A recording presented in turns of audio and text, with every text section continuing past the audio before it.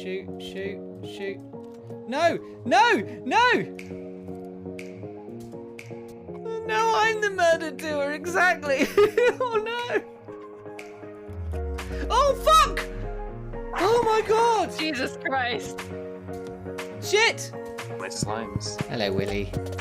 Oh, have to meet a nice Willy in the pub. You want information on Gorodisha? Do I? Cheers. Eh.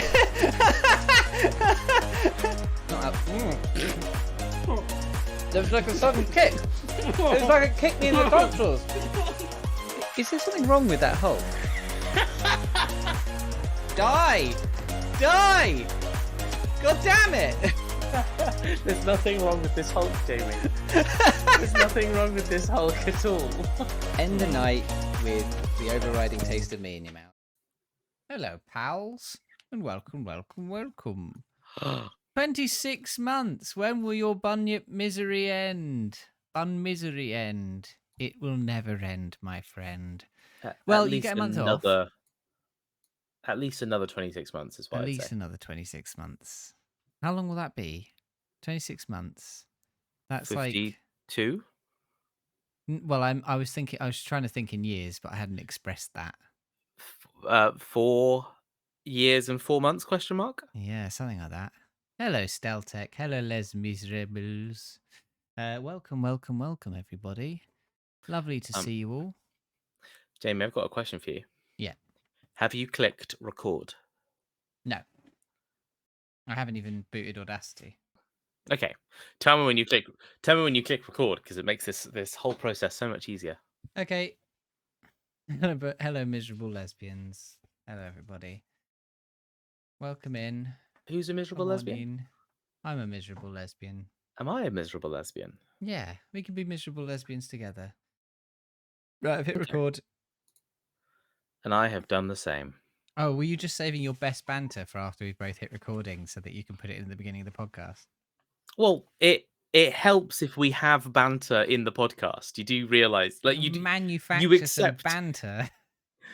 But you accept it's better that the banter be in the podcast than not in the podcast. Personally, my favorite bit is the 5-minute long silence in the middle with like room tone and things like scuttling around in the background. Did you know that was an exclusive early access perk of the podcast? Listeners who downloaded and listened to the last October episode of the podcast within the first, let's say, 8 hours of its release would have been treated to full unedited us going on break and leaving our respective rooms footage. I was like I listened to the whole of it because I wanted to make sure.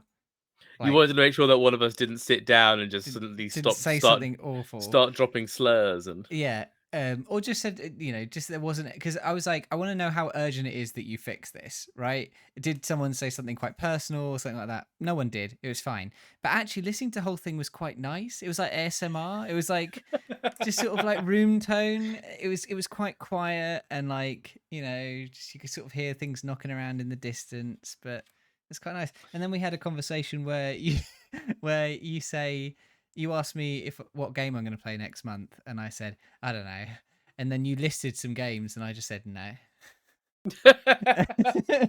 I do find that's the experience these days, Jamie. Is I'm trying to put forward genuine joy and happiness towards you, and you're always just batting it away. Well, I've spent most of this month playing Hitman 3, so so the answer truly was no.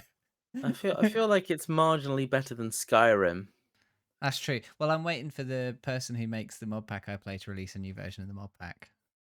Okay, because I found it quite funny that now that you've reviewed Skyrim, I've noticed you've barely played it.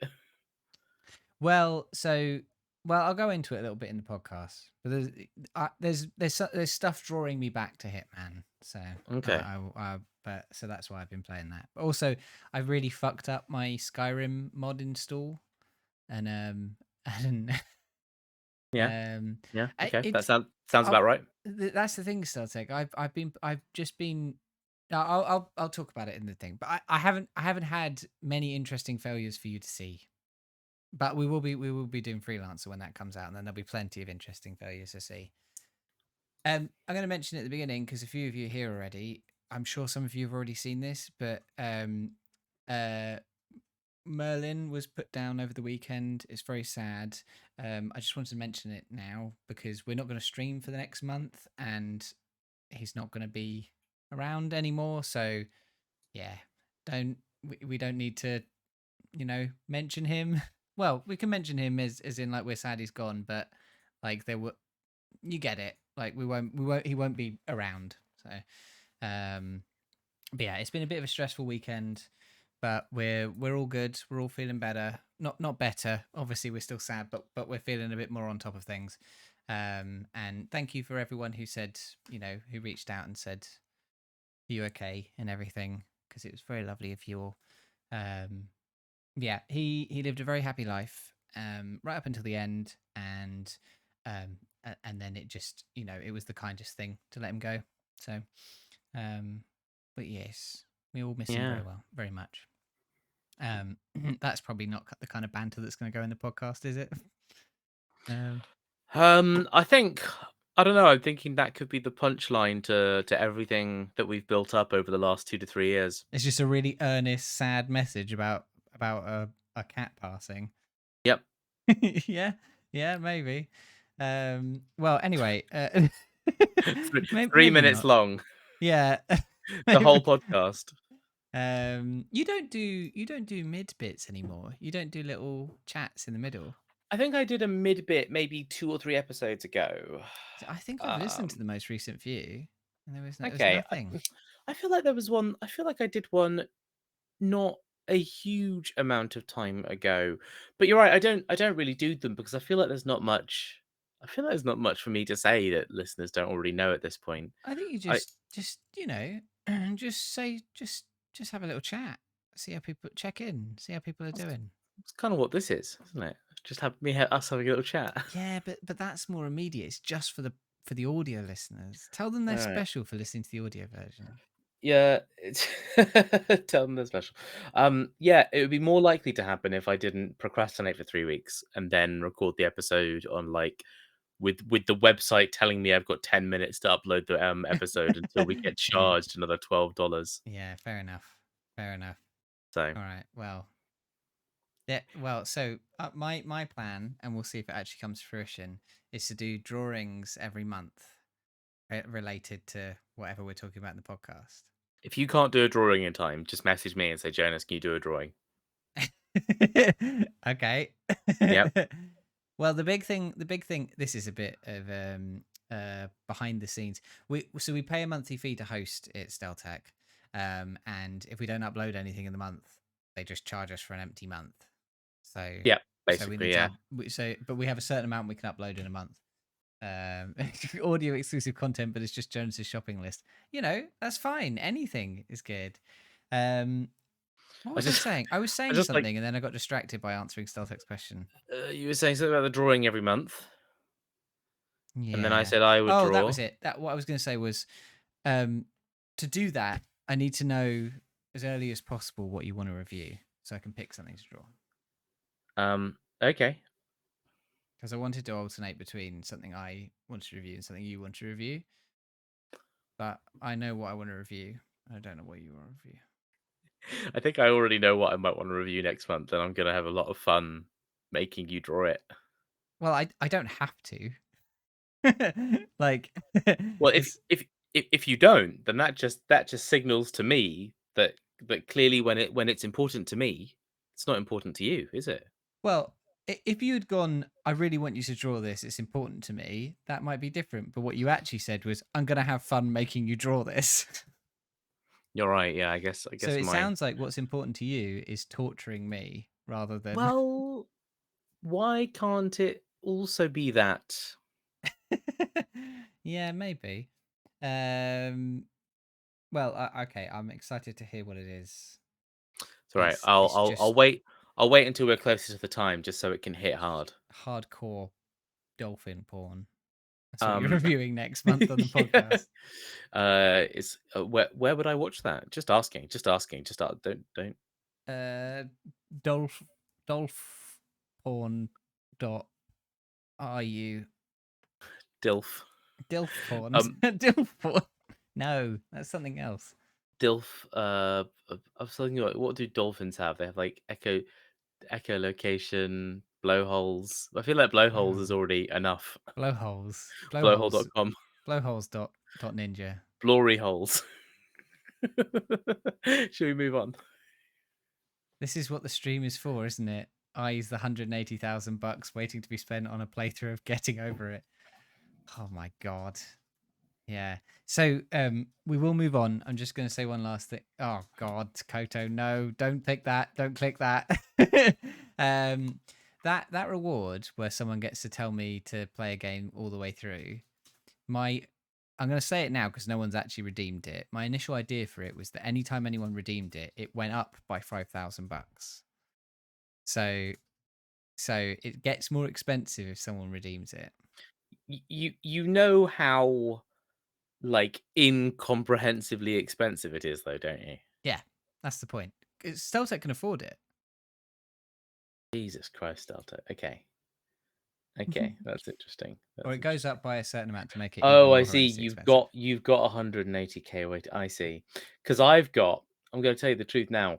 I've not toxic wasted you in so long because I've got 48,000, and I was What? like, How much has it got? 150,000. oh, Yeah. I've got a third. I've got under a third of what it takes to make you complete a game. So it would probably go up by like 10, maybe 20,000 if someone redeemed it. The toxics are worth it, but other people do it for me, and I'm not always watching you.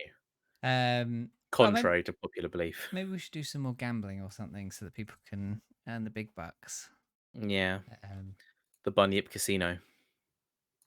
Anyway, should we do a podcast? You know what? In my calendar, it says we're doing a podcast tonight. So go on then. I need to think of a name for you. What about my name, Jonas?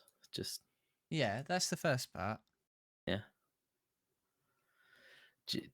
What do you need me to do here? Do you need me to fill for time? Do you need me to say words that begin No, with? we can just Do you sit want me in to look? silence while I think. Do you want me to look around the room and think of things that begin with T?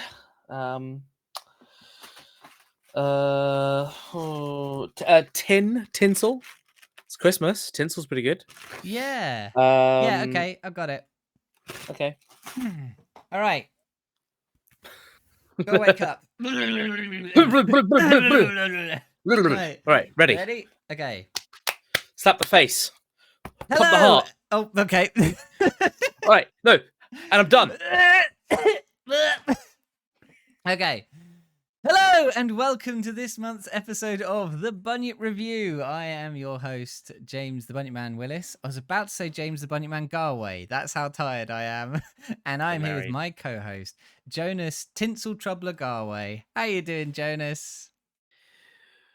You bring any tinsel around my house, and I'll tell you what, I'm going to give it a bit of trouble, okay? If there's a few things that I know tinsel can't handle, it's one, this Zippo lighter I got from the one shop round the corner.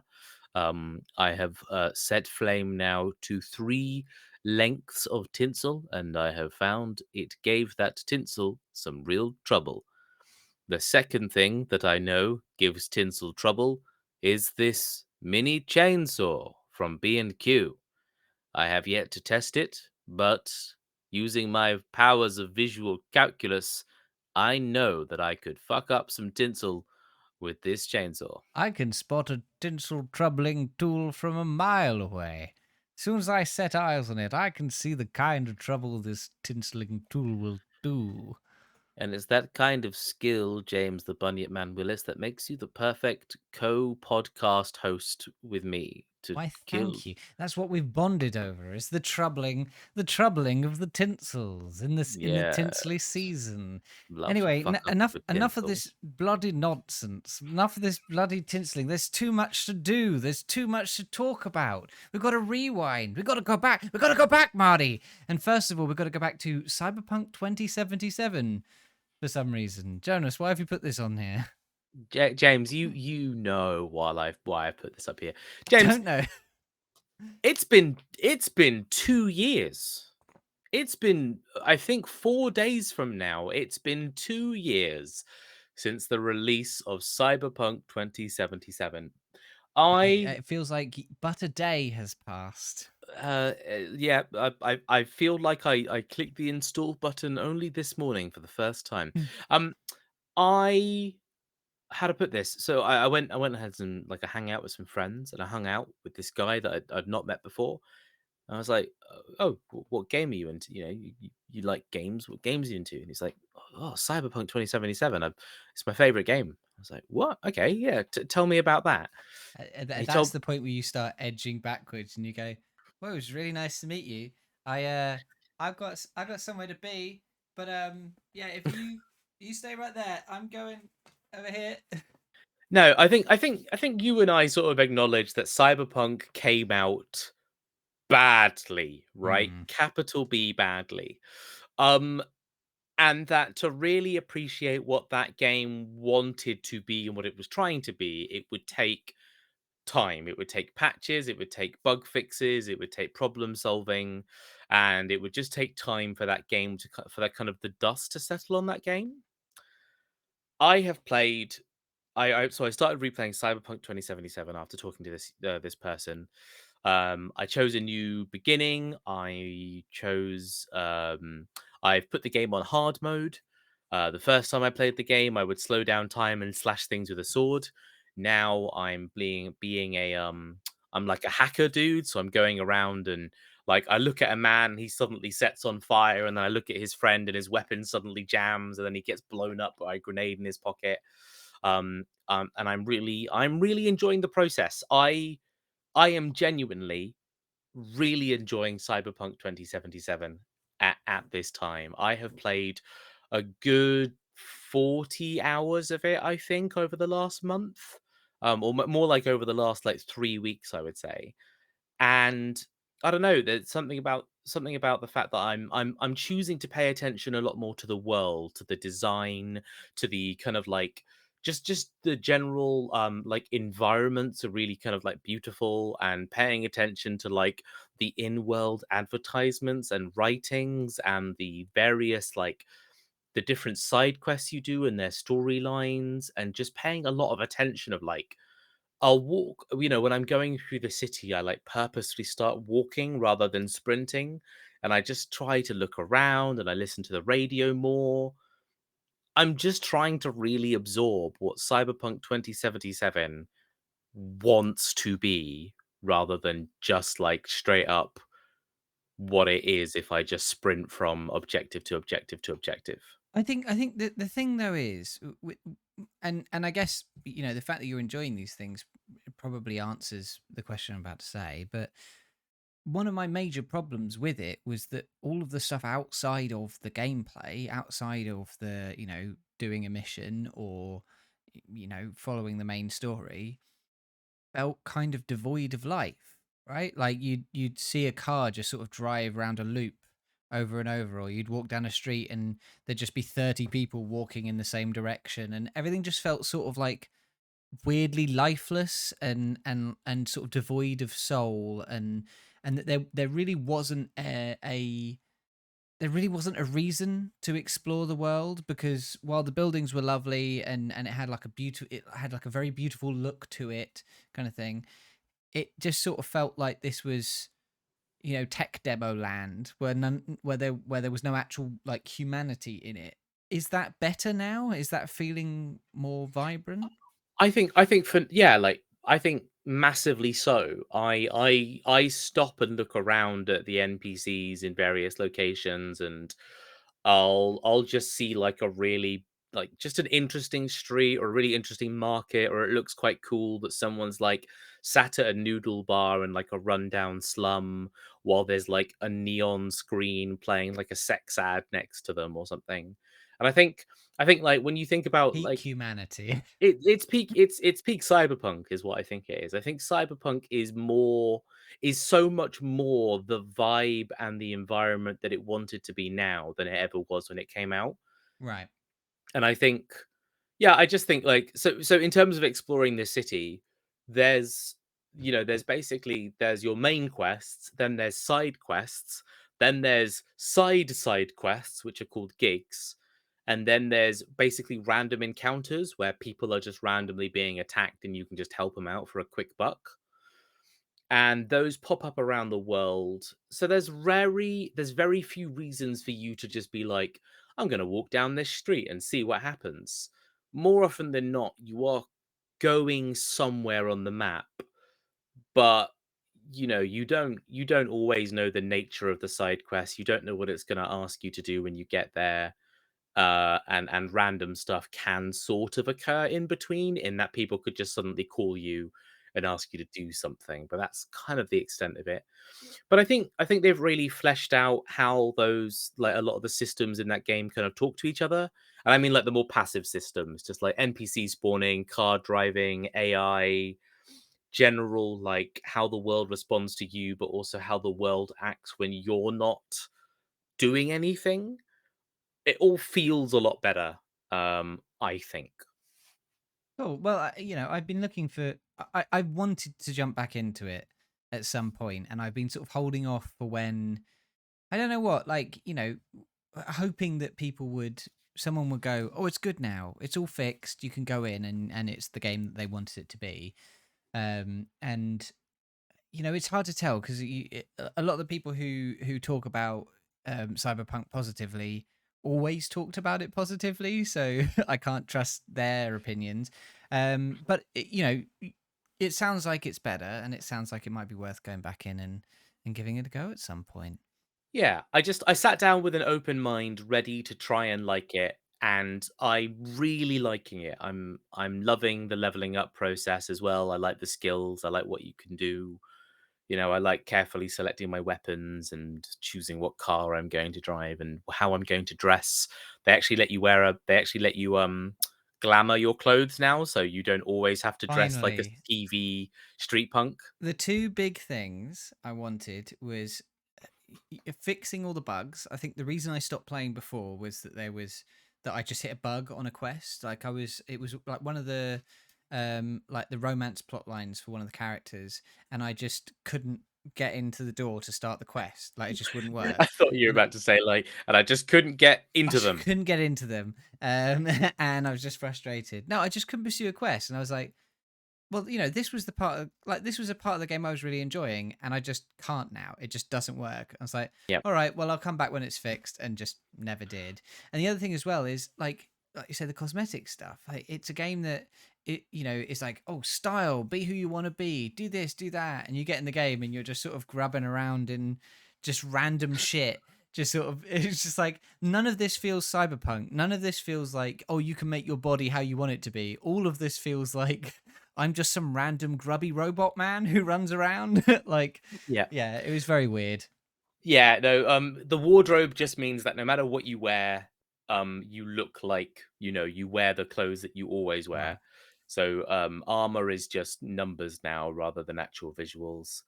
good. And then, yeah, the bugs I have encountered are like, why is this item floating in midair? And there was one or two occasions where I stood next to a wall, and then an enemy on the other side of the wall shot me.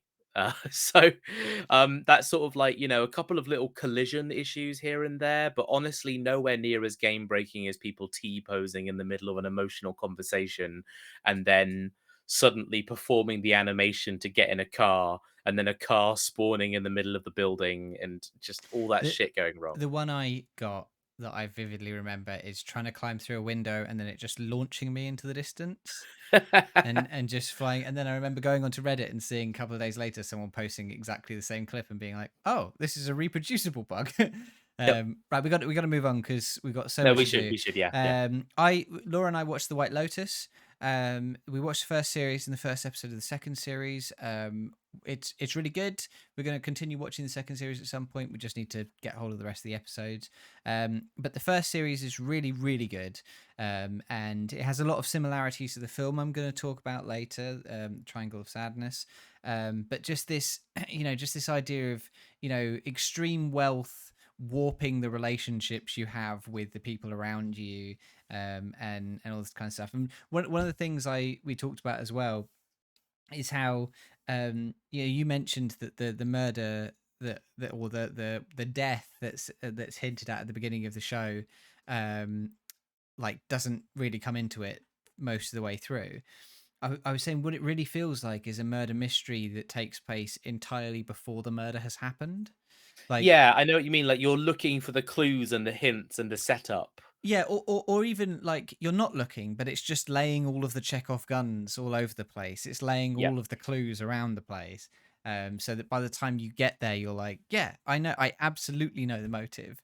But it's good. I really liked it. I think it was a really it was really clever at looking at what it wanted to look at. Yeah, that was an excellent recommendation, Jonas. Everyone should go check that out. Cool. I'm looking forward to season 2. Haven't started it yet. We I watched first see that. episode. I wouldn't say the first episode is as good as the heights of the first series, but Yeah. it was good. Cool. And I see that a character returns as well.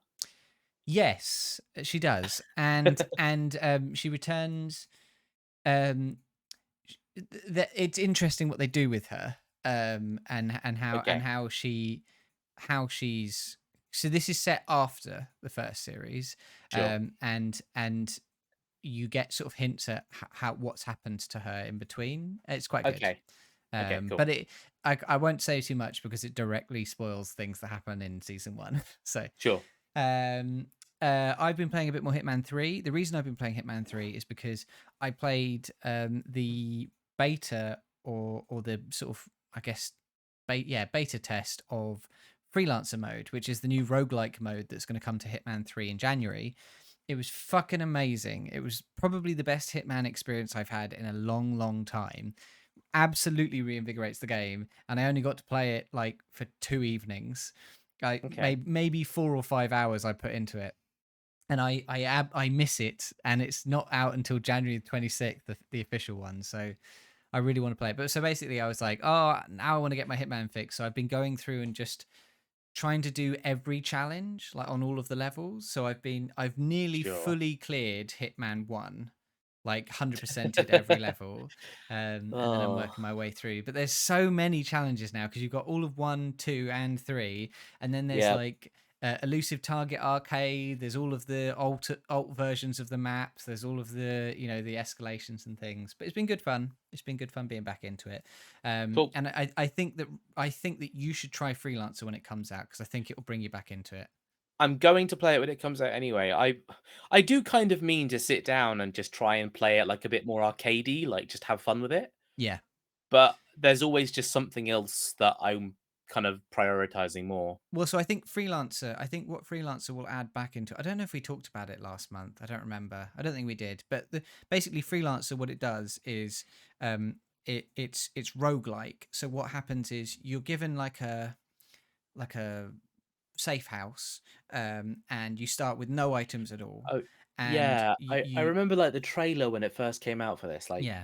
being So announced. mechanically what you do is you have like you have like 3 targets and then a boss, 3 targets then a boss, 4 targets then a boss, whatever. And if you fail, it sort of resets all of your progress. But the items that you have in your safe house are the items that you've collected in the world and brought back to your safe house. And if you take an item into the map and then you die or you leave it in the map or something, you don't have it anymore. So you have this sort of element of you have built up a collection of things. Everything you've got here is because you've dealt with it in the map. And in terms of actually the way that the maps feel to play, you're no longer feeling like I must 100% this or it doesn't matter. What it actually feels like is like doing elusive targets, but if you fuck it up, like it gives you all these little tantalizing things to try and get you to fuck it up.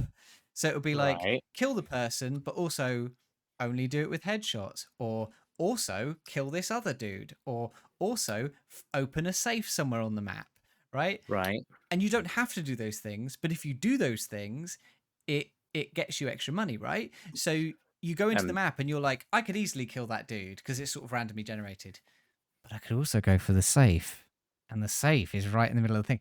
Do I do that? And if you you can't retry, you can't reload the map. So if you fuck it up, you fucked it up. It's good. It has all of the things that like good roguelikes have. That feeling that like you're learning as you go, but also it's random kind of thing. It's good. I really like it. Okay. But does it have the thing that I like in roguelikes, where I can pick up an item where suddenly everything I do fires off a chain electric shot, and then I pick up an item that says every time I damage an enemy, there's a 70% chance that they get blinded, and then I get an item that says all your shots rebound backwards, and now you are twice the size, and Binding Well, of Isaac shit. a lot of the crazy weapons are available in the maps, and like you can buy them, you can find them in the map, or you can buy them from like suppliers and things like that. So what you do find is that you will you'll target hits in a very different way to how you do in the normal game. Like you'll, instead of you being like I know where they go, I know how to poison them, I know how to do this and that. The targets are random, the items you have are based on what you've collected before, so you'll start building up like strategies that are unique to you. You'll be like, I only have this particular sniper rifle in my safe house. I've got to bring that with me if I want to do a sniper kill, and I have to get it back out of the map if I want to keep it, Yeah. right? What is a wacky weapon? Like, what's a weird weapon for Hitman? There's things like well, you've got the that golden pistol that basically is as powerful as a shotgun, so you can like fire people out of windows with it. There's lots of weird things, like there's a little golden snail which puts people to sleep. Okay. There's there, and then there's like loads of like weird sort of melee physical things, like you can get a physical gold brick and shit like that.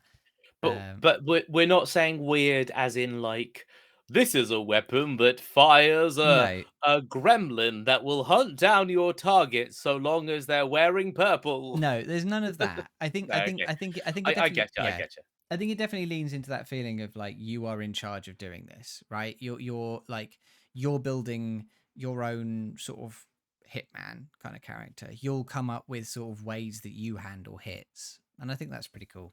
Cool. Um, the last thing on here is What We Do in the Shadows. I'll go through this really quick. There's a brand new series of What We Do in the Shadows, season 4. It's really, really good. It starts a little weak, but by the end of it, it's probably one of the best seasons they've done. It's got like a really great sort of through line story, but also just a couple of absolutely absurd episodes that are just sort of completely off the wall. I wasn't even aware that it had come out. Yeah, it's on Disney Plus. It's not on BBC iPlayer, the most recent one, for some reason. Oh, okay. Yeah, Okay. Interesting. but there you go. Cool. Good to know. All right, we should move on to TV. And unfortunately, I've just talked solidly for however long, and now it's me up first. I Oh, well, yeah. apologize. Yeah. No. Um, You brought this upon yourself, I did, definitely. yeah. But okay, right. Well, we'll move on to Jamie. What's your TV show of the of the month? Oh, well, as long as you ask, I'll tell you. So I am talking about. Were you going to say something? I'll just go. You got this. Tell you what I'll do is I'll have myself severed, and then the severed half of me can do the review, and it'll be like I don't like. It'll be like it wasn't me because I won't remember. How's that Jamie, sound? our audience don't even know what that means yet. At Oh well, least finish the TV review before you start doing bits about Severance. I'll tell you then. This month, I am reviewing a TV show called Severance. So content warnings. There's a scene with some brain surgery. There's mild torture, I would say. No one really gets sort of cut up or anything, but it's but I put as a content warning very bad vibes, and I think that pretty much sums it up. If you don't like feeling very uncomfortable, probably not for you. But I would think it's for most people, this show. So this is an Apple Plus TV series that, for me at least, oh yes, there is suicide in it as well. Yes. Actually, now you remind me, yes, there's a pretty fairly graphic scene of suicide. Yes. That's more than bad vibes. Yeah, there we go. So, Severance is an Apple Plus TV series that, for me at least, came out of nowhere to be maybe my favorite TV show in recent memory. In it, Adam Scott plays Mark, the new head of the macrodata refining department at Lumen Industries. Mark and his co-workers are severed. This means that they have a chip in their brain that separates their memories. When they're at home, they can't remember work, and when they're at work, they can't remember anything outside of that existence. And the show opens with the introduction of a new employee to their team, Helly, who's introduced to their team and what they do over the course of the first couple of episodes. It then descends into one of the best mystery sci-fi plots I've seen in a very long time. On the one hand, Severance is a pitch black satire of corporate exploitation, detailing the kind of absurd abuses of power a company and its managers could commit on a workforce unable to tell the world about it. The innies, as they're called, have no memory of the outside world, no life other than work, no ability to truly celebrate successes or seek help when their bosses cross the line. Crucially, since all they've ever known is the office, they have a hazy idea of where the line even is, as the company keeps them docile with absurd reward systems and cult like devotion to their founder. And on the outside, people discuss the ethics of the severance procedure, often with no real knowledge of the consequences, and placing the burden of responsibility on the exploited to morally navigate their role in whatever they've gotten involved in. The show is littered with beautiful dialogue and set pieces that explore its themes in really new and deep ways.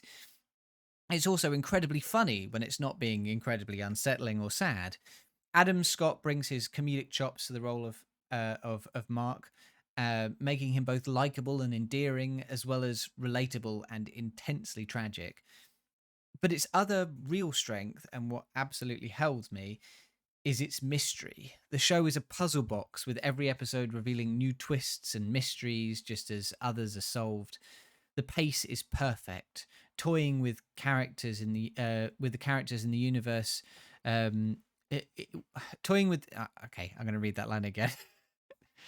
The pace is perfect, toying with the characters' in universe memory split to drip feed the audience reveals at just the right speed. They have built a world that is intriguing, consistent, and seemingly limitlessly deep. They've navigated their characters through the unfolding mystery in a way that brings you along for the ride. This might be not only my favourite show of the year, but probably my favourite show for a long, long while. And it also has, and this wasn't in my notes, but I was thinking about it just before we go live, probably one of the best recent LGBT plot lines in a while that I've seen in TV. I think it's handled like it's not something that is like overtly this is an LGBT plot line. It's incredibly normalized in a way that I think more TV could learn from, and I just think it's really really well done, and it stood out to me. Jonas, I know you've seen this show because you texted me and tweeted about the ending, and so I have a feeling you feel similarly to me. What did you think? Yeah, no, I don't know if I can remember this show at all, actually. I don't know. I don't know if it stood out to me. Are you sure we watched this? Oh, I, yeah.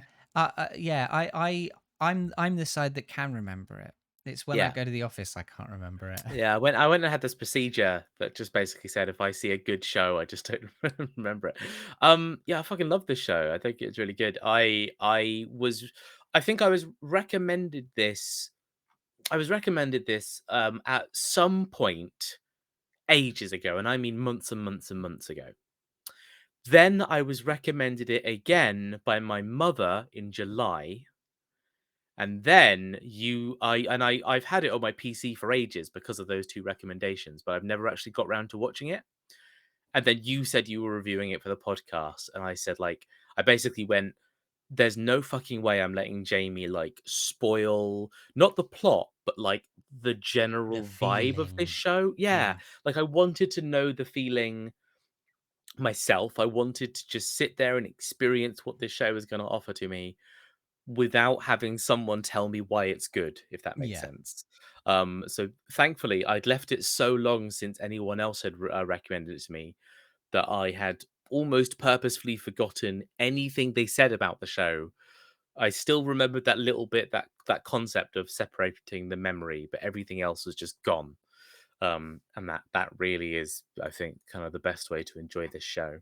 I think Um, so too. I think that I knew about the Severance bit, but I didn't know anything else, and I think that it's you know the Severance part is vital to everything, but it's also just the absolute surface. yeah, yeah. Yeah, It really is just like a page one pitch, and then but the rest of the show is how do you then use that mechanic to develop an intrigue, right?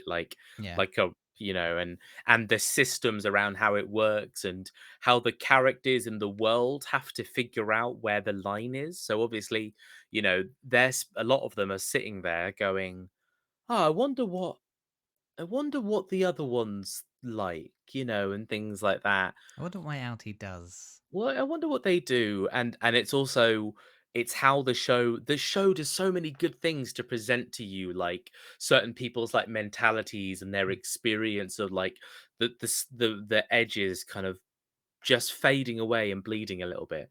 But I think my favorite cinematic trick that they do is when the characters transition from outside, like outie to innie, the camera lens does this like fish eye No, it does. distortion It does thing. the jaws like focus pull, but move the camera. So you zoom in and pull the camera back at the same time, and it changes the FOV. I knew Yeah, you would understand what yeah. I'm trying to say. And it's just so good how they do that as a character is transitioning from like one mind to another. It's just a really nice visual trick. I think the thing that really makes this work is that the Severance stuff, the core sci-fi principle makes the mystery work because both sides don't have all of the information at any one time. And the audience gets sort of drip fed bits from each side, and we're always a little bit ahead of both of them.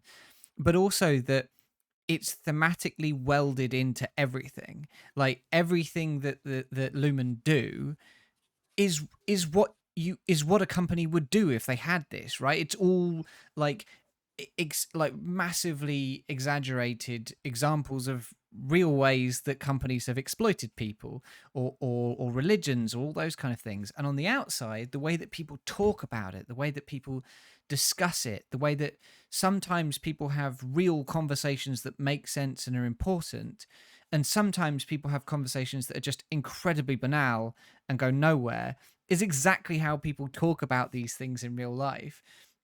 Like the show perfectly melds its theme into every part of the mystery, into every part of this sci-fi, so that you're no one scene is doing a single duty at any one time. It's yeah, it's a special kind of like mystery solving, especially because you spend quite a long time as well not understanding who's actually a victim and who is like an enabler or an Mm. instigator of the mystery Or if at whole. sometimes they're both. Or if they're both, absolutely. Yeah, I was really, I really did enjoy the cast as well. We were talking about the character, like one of the characters, Dylan, earlier. I think Irving is just incredible. Irving is this special type of work colleague that everyone absolutely knows in their real life. Like, not undermining enough to be like an overt problem, but he's also like a stickler for the rules, but you can't tell if he's doing it to annoy you or because of loyalty to the company and stuff like that. And it's just, Yeah, yeah, the way that they play out like brand loyalty to the people who don't know anything but the brand is yeah. just really cleverly done. And like um the way that characters talk about their loyalty, like some characters talk about loyalty, as if it's been earned, but they're not really sure how, or like the way that values of a company become the things the company stands for, whether they really did those things or not. Like Irving can't know that the company does anything at all, but mm, he truly believes that they must be doing something right, and that earns his loyalty. And yeah, it absolutely. like yeah, there's just so much like that sprinkled all over everything. Dylan, on the other hand, whose loyalty is entirely bought by like caricatures and melon buffets and things like that. God, no, God, the scene with the I don't even wanna say, so I won't, but it was just yeah, there were these moments where early on, they make it really clear that, like, "Oh, here are some possible things that might happen in the show, just so you know. Here's a selection of things that can happen." And then when one of them happens, it's like, it should be fine, and it's really not. I It and just it I love this idea of like corporations, you know, not understanding rewards, right? Not understanding what people want. These people don't get paid more for doing well. They don't like get, you know, real happiness or time off or anything. They get melon buffets and they get like, you know, the idea of being paid more is, like, obscene to an innie that never gets to spend the yeah, rewards. yeah, Like, they know they literally do not understand that, like, there is monetary value in their time being in the office because yeah, they're never going to spend money, and yeah. that is crazy.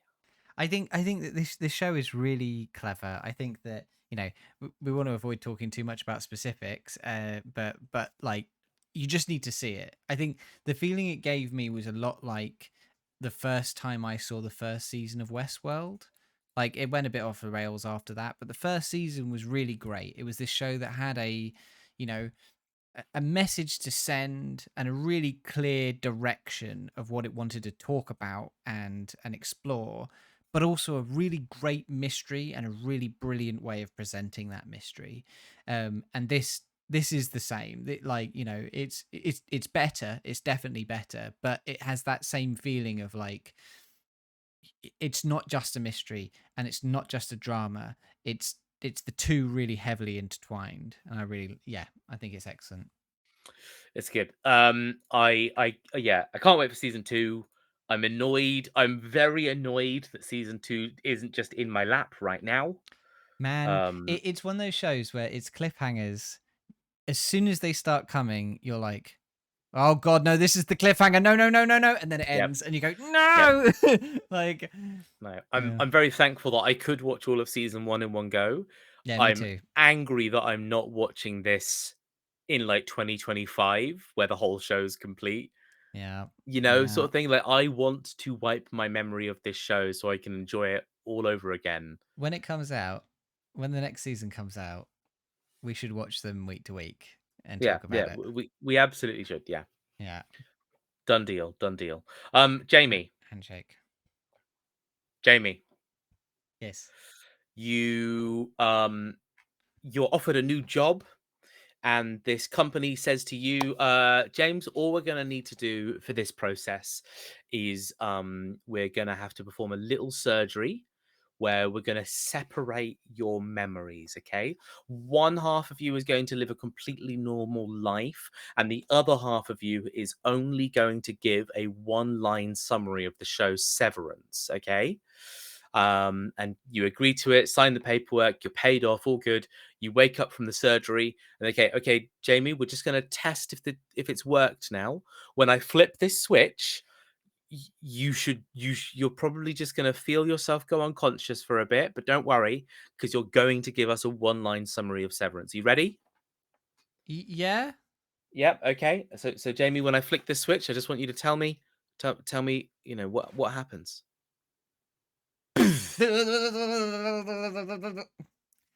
So good, you'll want to be severed to watch it all over again.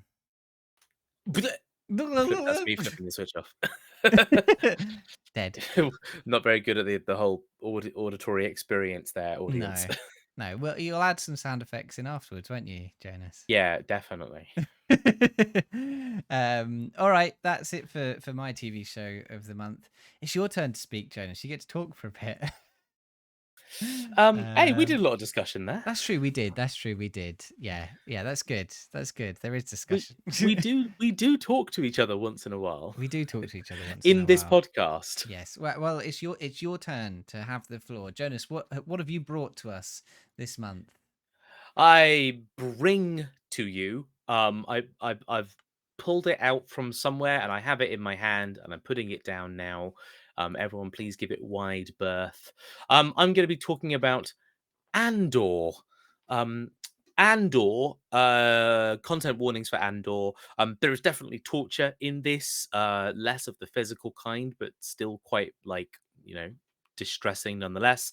There's plenty of violence, lots of shooty bang bangs and stuff, and people definitely do die. Other than that, I could not think of anything too alarming, but obviously just watch with your own discretion if you are not comfortable about those elements. Andor is this new show on the Disney Plus, taking place in the Star Wars universe. Andor's story starts off with a man named Cassian Andor looking for the whereabouts of his long lost sister on a planet that is under Empire control. Things go badly for Cassian, setting off a chain of reactions. Now, if we kind of think back to Mandalorian and we kind of describe that as maybe like the Western dish of the Star Wars cinematic restaurant, then I guess I would kind of describe Andor maybe as like political intrigue with a hint of HBO drama sort of dish flavor accoutrement, if you will. It's a breath of fresh air, given that many fans of the Star Wars universe seem to agree that what the franchise needs most are less stories focusing on the Jedi and the Sith and the greater universal conflict. Um, and they always seem to take place on the same four familiar planets, and more stories that zoom in on smaller communities, lesser highlighted areas, allowing for more personal storytelling with sort of lower stakes for galactic balance. And throughout its series, Andor gives us a glimpse into the life under the Empire's command, but through the lens of a few select communities. We have remote trading towns, maybe a specialist store in the galactic capital, meeting rooms of Imperial security teams, dinner parties of wealthy elites, and remote Empire garrisons that are slowly eradicating the culture from an obscure planet. All of these locations are used to stage and escalate the relatively small stakes that I think make Andor such a compelling show.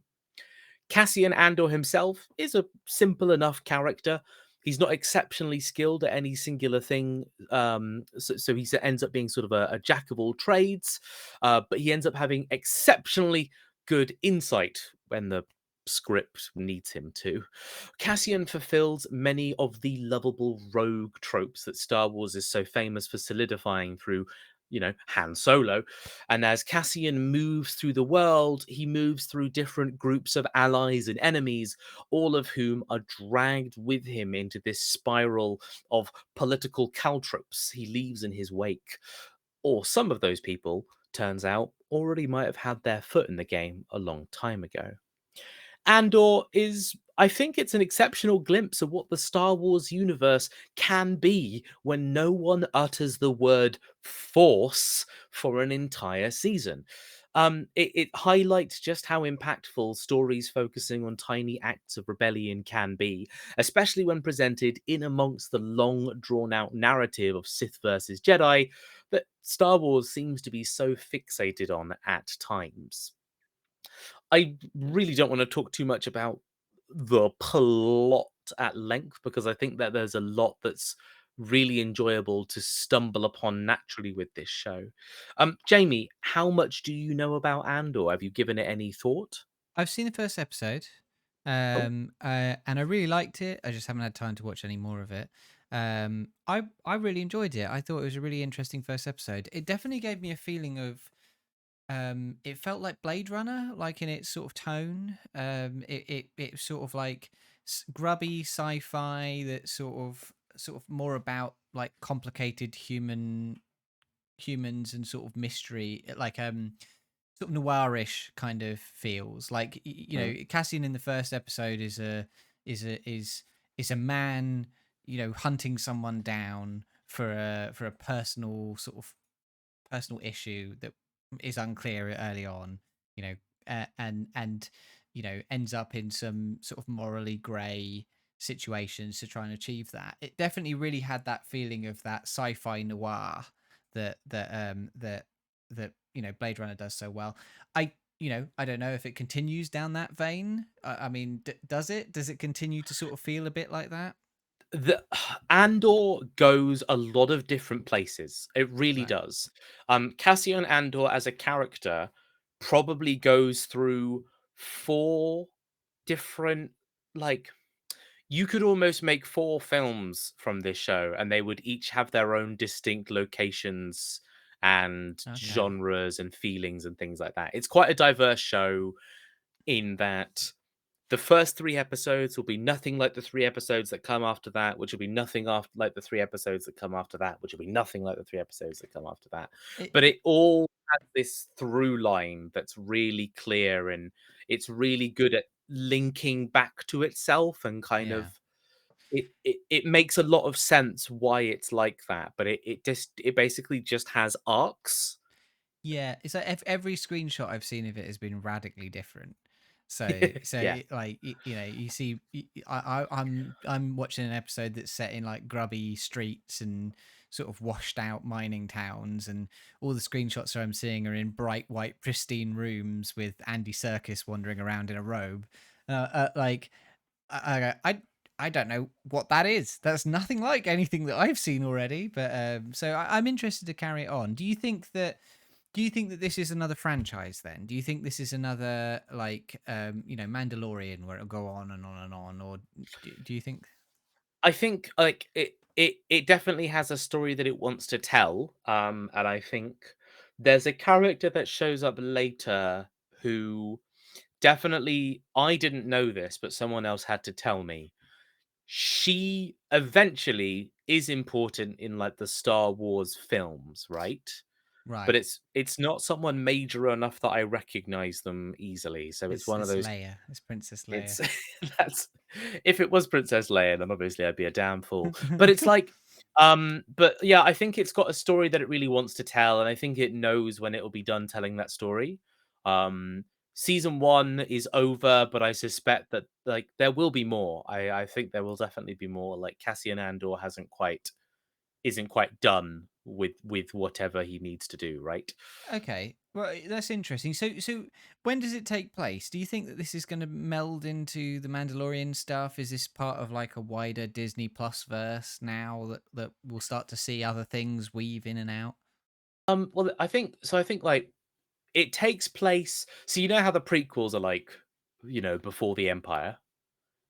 Yeah, Like before the they're Empire. about the beginning of the Empire, aren't they? Yeah. Yeah, so and then movie 4 is like Luke Skywalker gets asked to come help defeat the Empire 50 years later.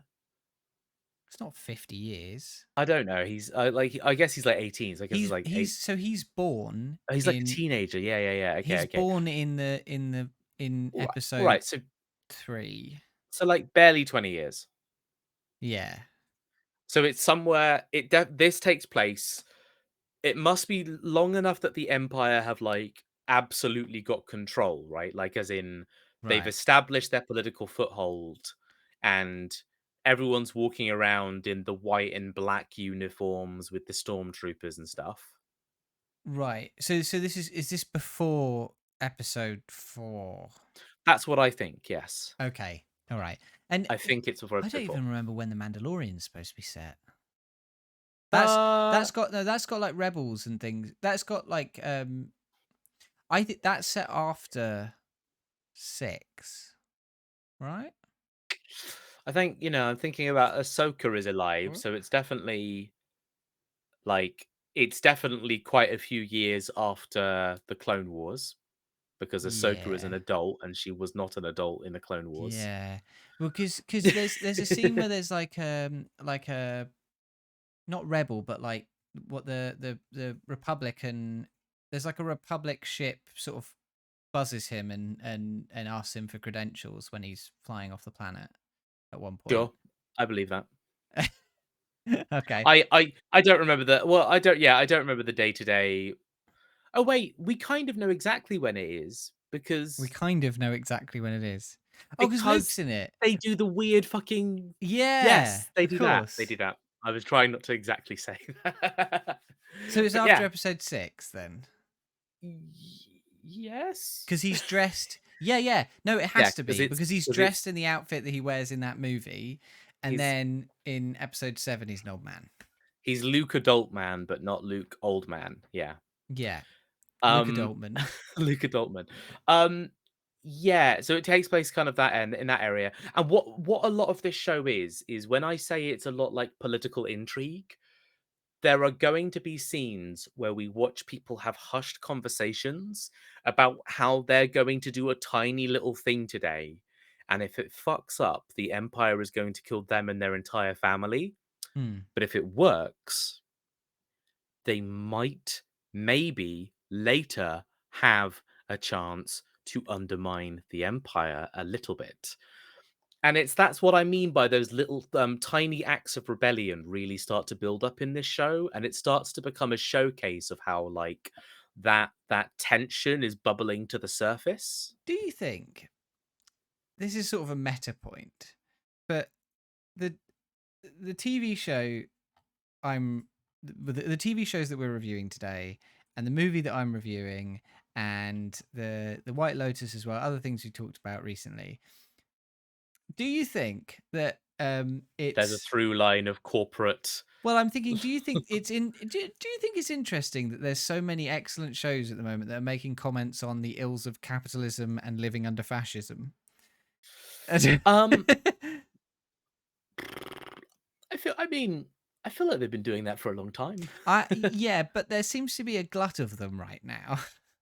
Mm, yeah, and it's funny how they're always the best shows, right? Like they're always like, man, this is one of the greatest. This is one of the best shows I've seen this month or this year. There is an interesting question there, which is there a part of the is there something about is there something to do with the fact that Andor's about living under fascism, and Severance and White Lotus and the Triangle of Sadness that we'll talk about later are all about like the ills of capitalism and greed and all those kind of things that I mean, the hitting menu hitting has a very similar point as well. well, so there you go. So hitting on those points so acutely at a time like this is almost an easy hack into relatability.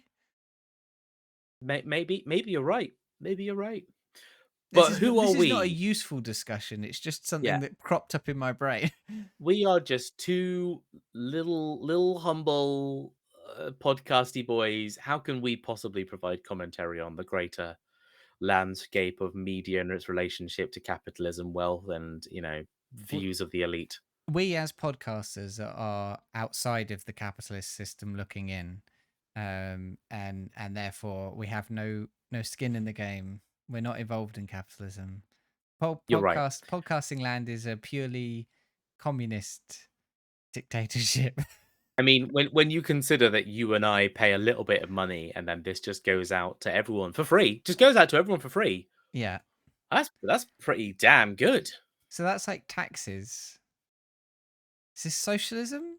Are we in? Is this podcast socialist? So Andor, there's a really okay. I want to talk about one last bit about Andor. One thing that I didn't really mention in the monologue. Yeah, sorry. I'll let you talk about the show. I completely derailed it. Yeah, we'll start our own side podcast where we start to break down like the economic and political kind of implications of the shows we would talk about. Um, there's one other thing I love about Andor, and it's like so Andor is very to the ground, right? It's a show that really starts with like small people who don't have like a great they're not like the captain of a ship, or they're not like force sensitive and they're gonna move a fucking building with their mind the next day or something like that. And they're not like the son of someone important. They're just like a bunch of fucking random people who all just with their own sense of agency and defiance kind of come together and decide something's got to change. But I think one of my favorite things about this show is that you spend a lot of time with this organization called the ISB, which are the Empire's like information security team, basically. So they're constantly analyzing like behavior and activity in their sectors for acts of rebellion. And Andor, a few episodes in, will start to kind of like it'll kind of just show us a little bit of what's going on in the ISB, but over time that becomes like a really major plot. and it kind of has its own antagonist and its own protagonist, as there is a woman who is basically independently noticing things going on, and she's trying her best to bring it to the attention of her higher ups and her colleagues, but other people keep batting her down because she's like reaching over her jurisdiction. And it's a really interesting feeling in that you end up rooting for her because she's like a woman in the workplace who's just like she's making correct she's like noticing things that are like factual and correct, but no one's listening to her because of procedure. And so you're kind of rooting for her to beat the procedure and like prove everyone wrong that Yeah. she is right. She genuinely came to these conclusions. I saw an interesting comment about her on Twitter. Obviously, they didn't spoil anything, but they said it's just Andor shows that people who can make like strong women who can make feminist moves in the workplace can also be fascists. That was it, right? Is like, yeah, you get these this feeling for a few episodes that she is the protagonist of her story, and you kind of start rooting for her because like she's doing a really great job at trying to like fight this goddamn procedural, like this Bureaucracy. Yeah. lackadaisical, yeah, the bureaucracy, the red tape. But then when she kind of makes breakthroughs, you also realize that she's really bad news for our actual protagonists, and it's a bad idea for her to succeed at what she's doing. And it kind of gives you a bit of whiplash when you make that realization that you should stop rooting for her. It's really clever. It's really well done. I highly recommend Andor. Good. Well, I look forward to it. You are Cassian Andor, and you are on the hunt not for your sister, but for a one-sentence review of the show Andor. Except in the first episode, you find it, and that review is. Show's over. No, okay. Yeah. I would say Star Wars from the ground up, the fresh of breath air we need. The fresh of breath air.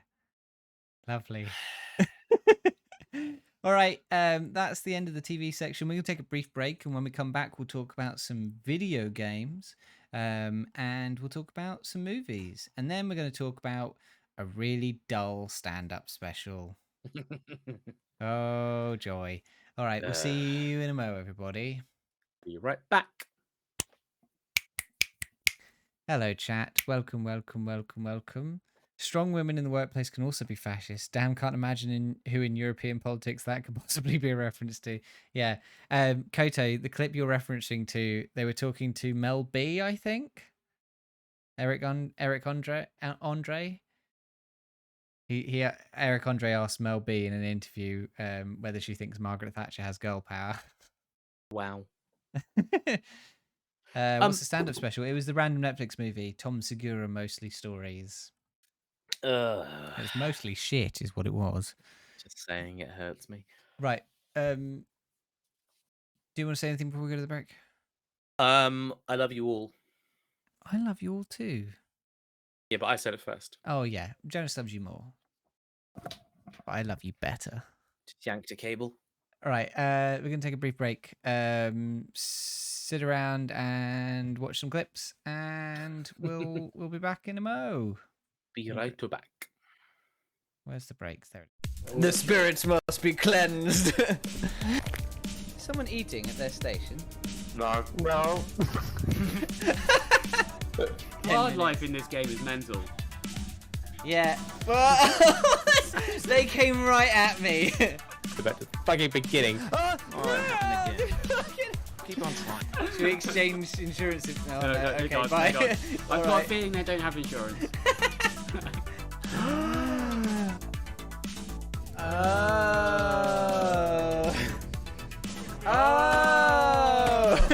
Yeah.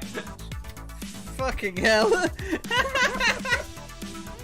Problem solved. Oh, her. Okay. Oh! No! Mr. Oh!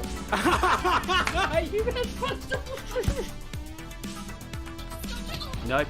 You literally punched her. Oh my. Package. Delivered. What happened if they touch? Ghostbusters? Oh, there's another dude in me. In me. When it said 35C there, and I was like, 35 Celsius? That's fucking warm. No!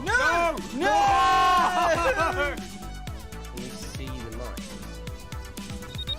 No! all the rooms are 35 Celsius. Why? Just for science. I'm offering my next. You can. Someone? Are you gonna fire him out the cannon? Oh Oh my god! The sword presents a secondary danger. Oh! Oh no! Oh So long, friend! Why would that be a selling point? It's Who walked in there? exclusively to lizard people. I'm a good song, man. Extremely Mind if we come in? content. Oh, it's way sourer than I remember. This Oh might- my god.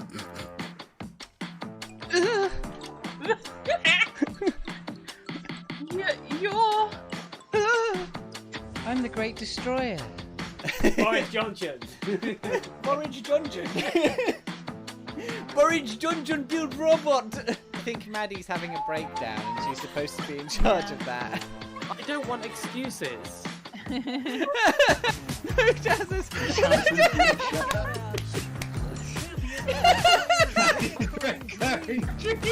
The lettuce and the cheese on this one.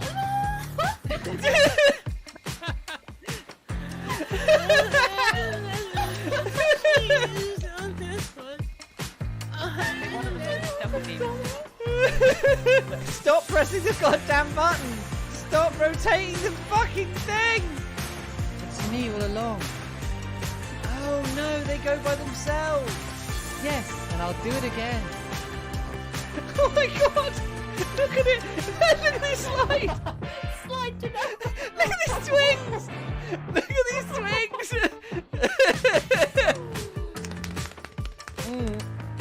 Oh my god.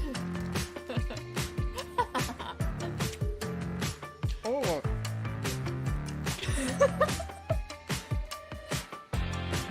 Oh god, it's been so long. I forgot how awful they were. Looks like something out of The Walking Dead. Do you believe in apples, Miss Turner? You better, because you're in one. I do. I just kind of slip inside you like a warm kitten. And this is Fairy. He's never hit a man, but he likes to watch. And oh, sorry. Oh my god. He does not look healthy. He looks really ill. I need them. They're my medication. Are you sure you're not having a stroke?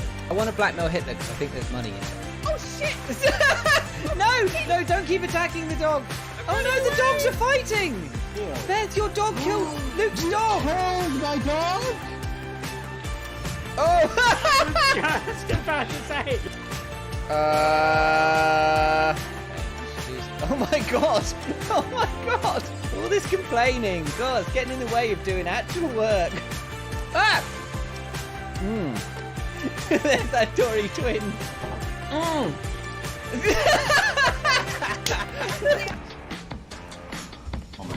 fuck! Jesus Christ! That is way worse than the last time. Health, I need that health kit. Wall's coming. Oh my god. Take my Oh my god. No. Take my metal. I don't know if I'm actually gonna get this health kit in time. I had 1 health left. Jesus Christ.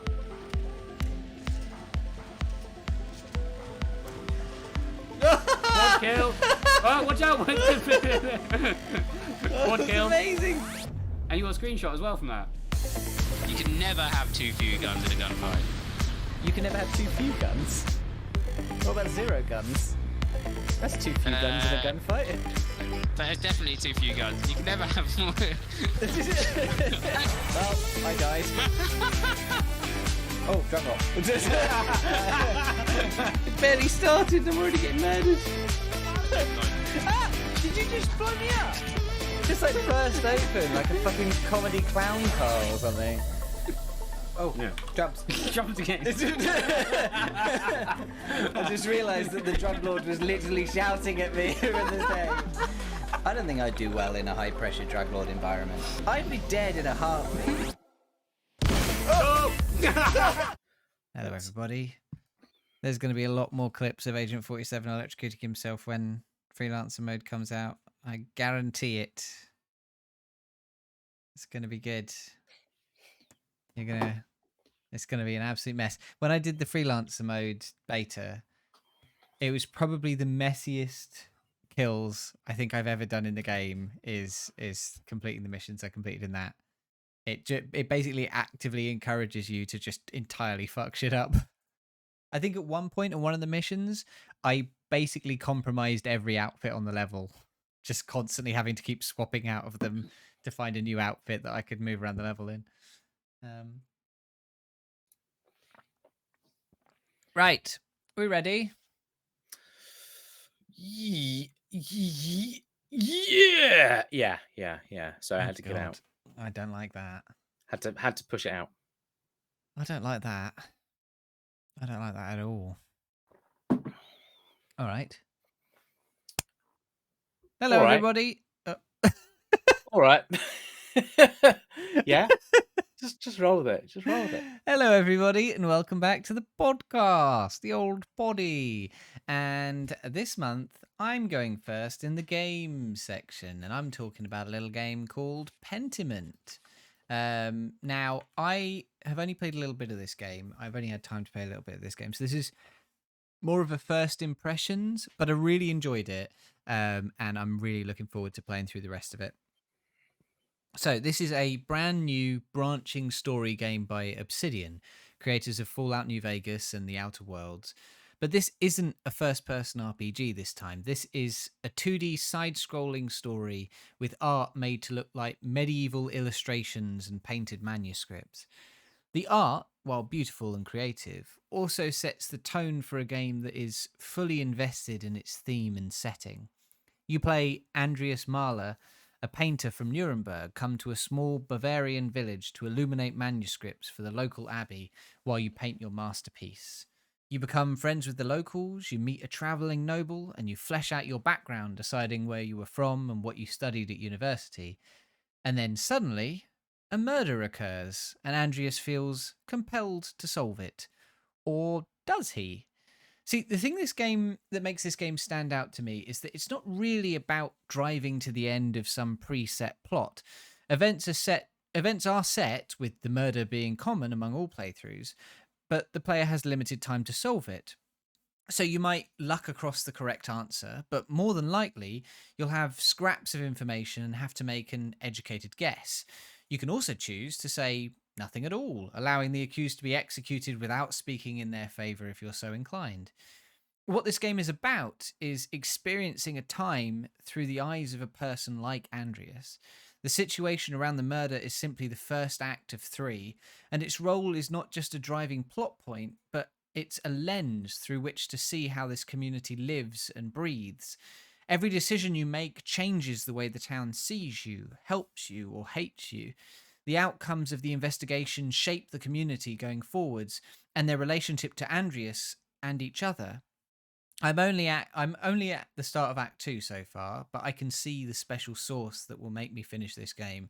Choices feel layered, affecting the goal at hand, and also the way that people will see you in the future and the makeup of the community as a whole. Your personal motivations as a role player ripple across the game and effortlessly create a story that feels tailored to the way that you have played it. Mechanics are simple ones that you've seen before, and yet brilliantly executed as to feel novel and exciting. So far, I've really enjoyed this. There's been a lot of interesting moments that have happened that I think you could absolutely miss if you played an entirely different way. And I'm sure there's many great, interesting moments that I have yet to see that I'd have to play through again to experience. I can't wait to finish it and possibly even go through it again, maybe if I get the time. Jonas, have you seen anything about this? You've muted yourself, Jonas. I have done that, yes. Okay. You can hear me now.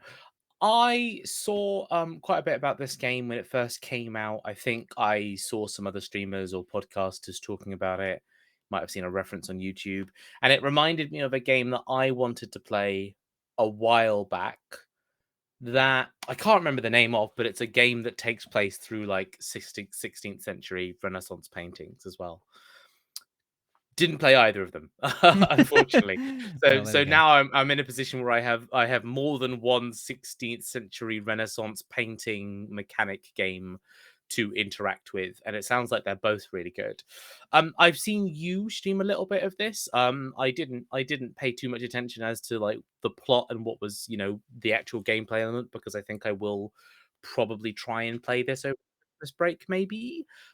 I think it sounds to me, I got little waves of like Disco Elysium coming through from this, just in the kind of the branching path and the will you, won't you, and it sounds like it's kind of using minimalist mechanics to great effect. All of this kind of just hit me with this nostalgia for Disco Elysium. Is there any kind of merit in that? Yeah, a little bit. I think that it's more rigid than Disco Elysium, but it's so Disco Elysium really felt like it was a like it was more of a mystery game, right? You were solving a mystery, but you had this sort of world that you existed in, and you had sort of quests that you would sort of push down, and you had effects on the world, but you know, there's a lot of points in Disco Elysium where you come up to a door and you don't have the skill for it, so you go away, and later on you come back and you do have the skill for it, and you open the door, kind of thing. Yeah.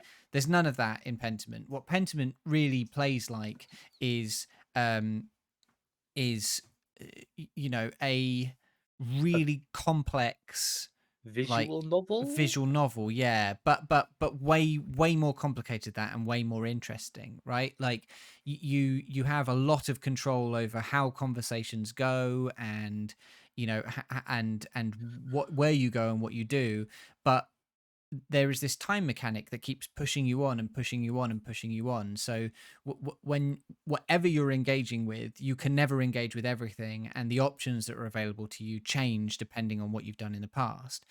But this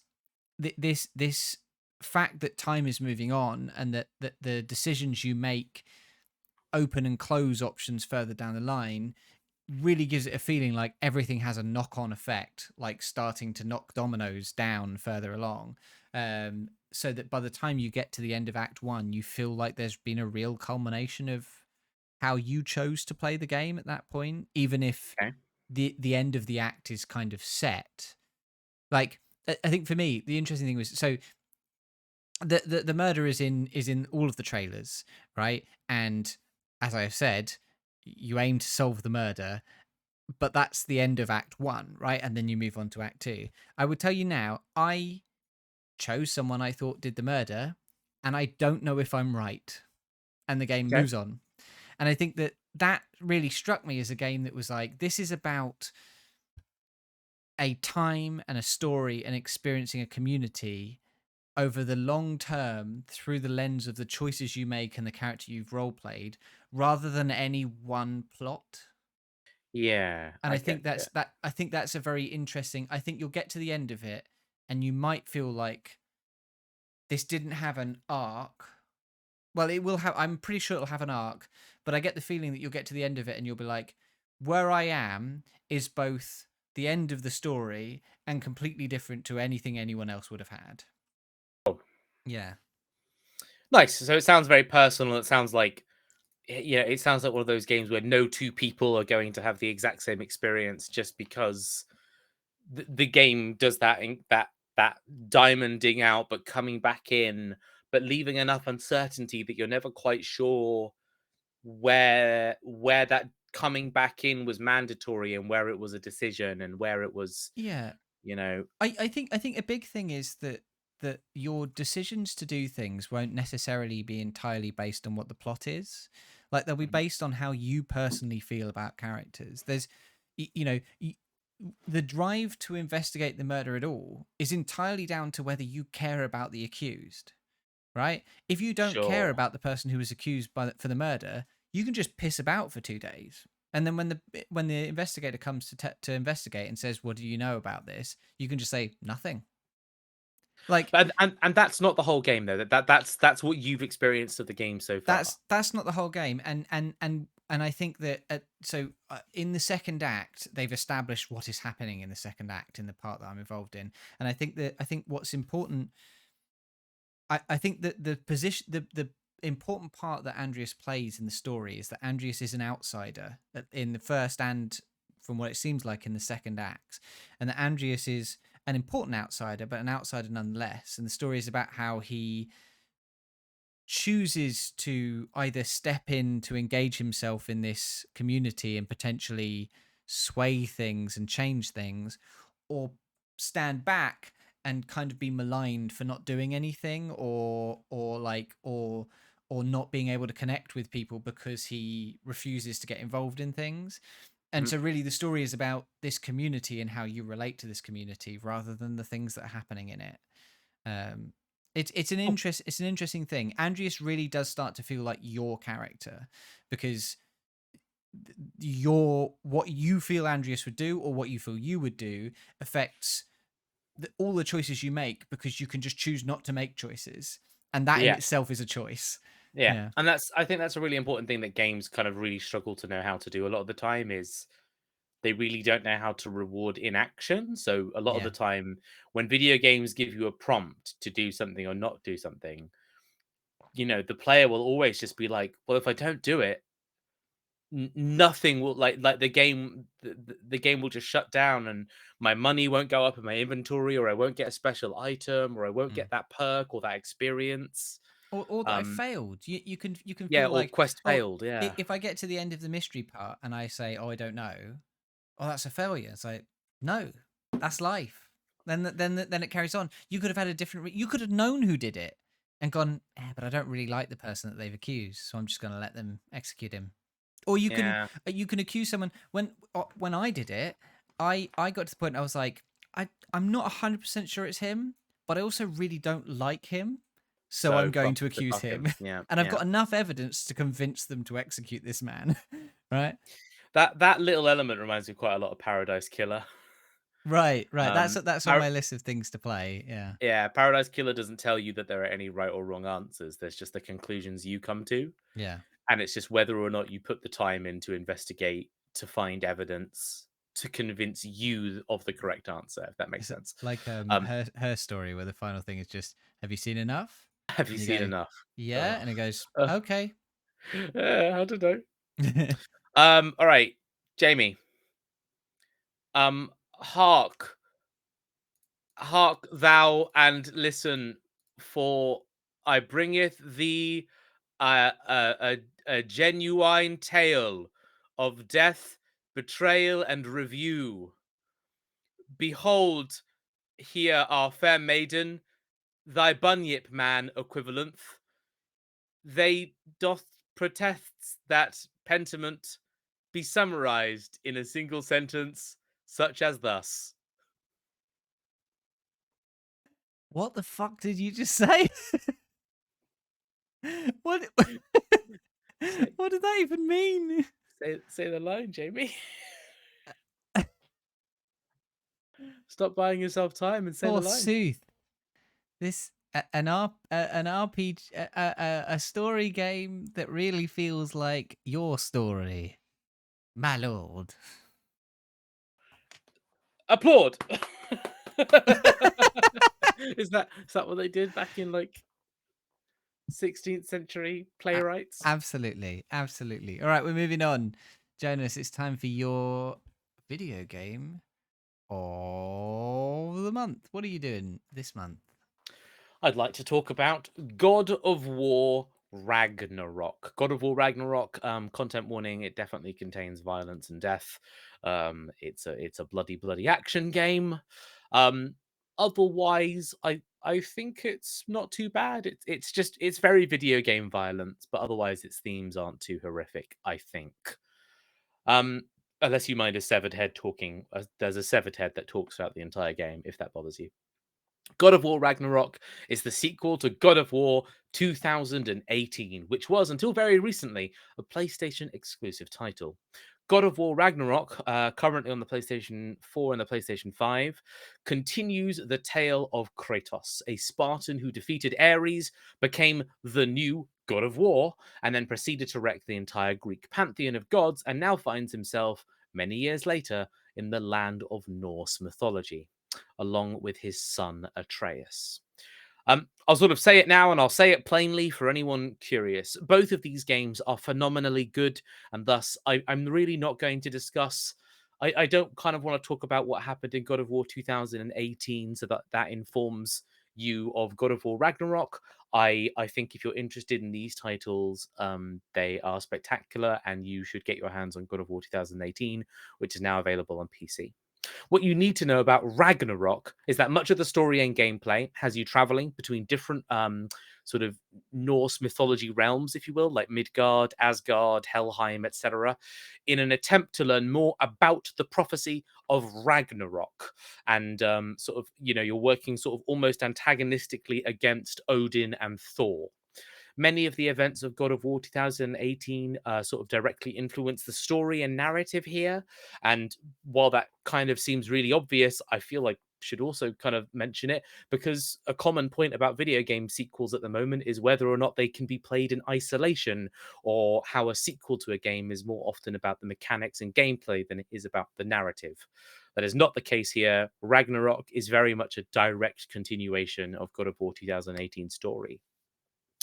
These God of War games are developed by Santa Monica Studio. They developed the original God of War trilogy back on the PS2 and PS3. Those older games were far more focused on their displays of action, violence, and the spectacle of being a god slayer, where the newer God of War games are far more cinematic in their direction. Most of, if not all of, the main characters are played with sort of motion captured actors. Kratos himself is played by Christopher Judge of Stargate SG-1 fame. The camera sticks close to the characters, making sure you see the emotion on their face and much of the world from their perspectives, even as going as far as to avoid hard cuts, trying to give them the feeling that kind of that one shot cut sort of film language sort of feel to the gameplay, which of course it's interrupted because you can go into pause screens and menus. But other than that, it has that cinematic experience sort of secondary to the gameplay. Speaking of gameplay, God of War is going to have you sort of traversing these impressively detailed biomes, alternating between hallways, combat arenas, and environmental puzzles. Kratos is able to perform sort of your pretty much standard array of abilities in any action game these days: light and heavy attacks, blocks and dodges, ranged attacks, and contextual actions on objects around him, like press this button or open this door. Almost everything in the game can be done with this really simple toolkit, but where God of War really impresses is it's how tightly these actions are performed in terms of their animations and mechanics. The detail on how long everything takes, how it feels, how the player controls the speed and timing, how the sort of the characters in the world talk about and refer to the world around them. Absolutely every single element of this game has been polished and filed down to I'm going to say like a near perfect experience. But when I say near perfect, almost think about perfect being the directorial vision. It is as close to the directorial vision as I think any game can possibly get. God of War Ragnarok is open world, but only in the sense that you can travel to places that you've already been to when the narrative allows for it, and when it's not going to completely ruin the emotional flow of the story. And I think that's important to point out. When we hear open world, we tend to visualize these huge maps absolutely flooding our eyes with collectibles and side quests, unknown dangers, and a couple of game-breaking glitches lurking around every corner. In these aspects, God of War tries to desperately not be like other open world games. There are collectibles, but you come across 60% of them in the main story, so the other 40% just require you to spend a few hours hopping forwards and backwards between worlds. Kind of makes being a completionist not too much of a detour for casual players.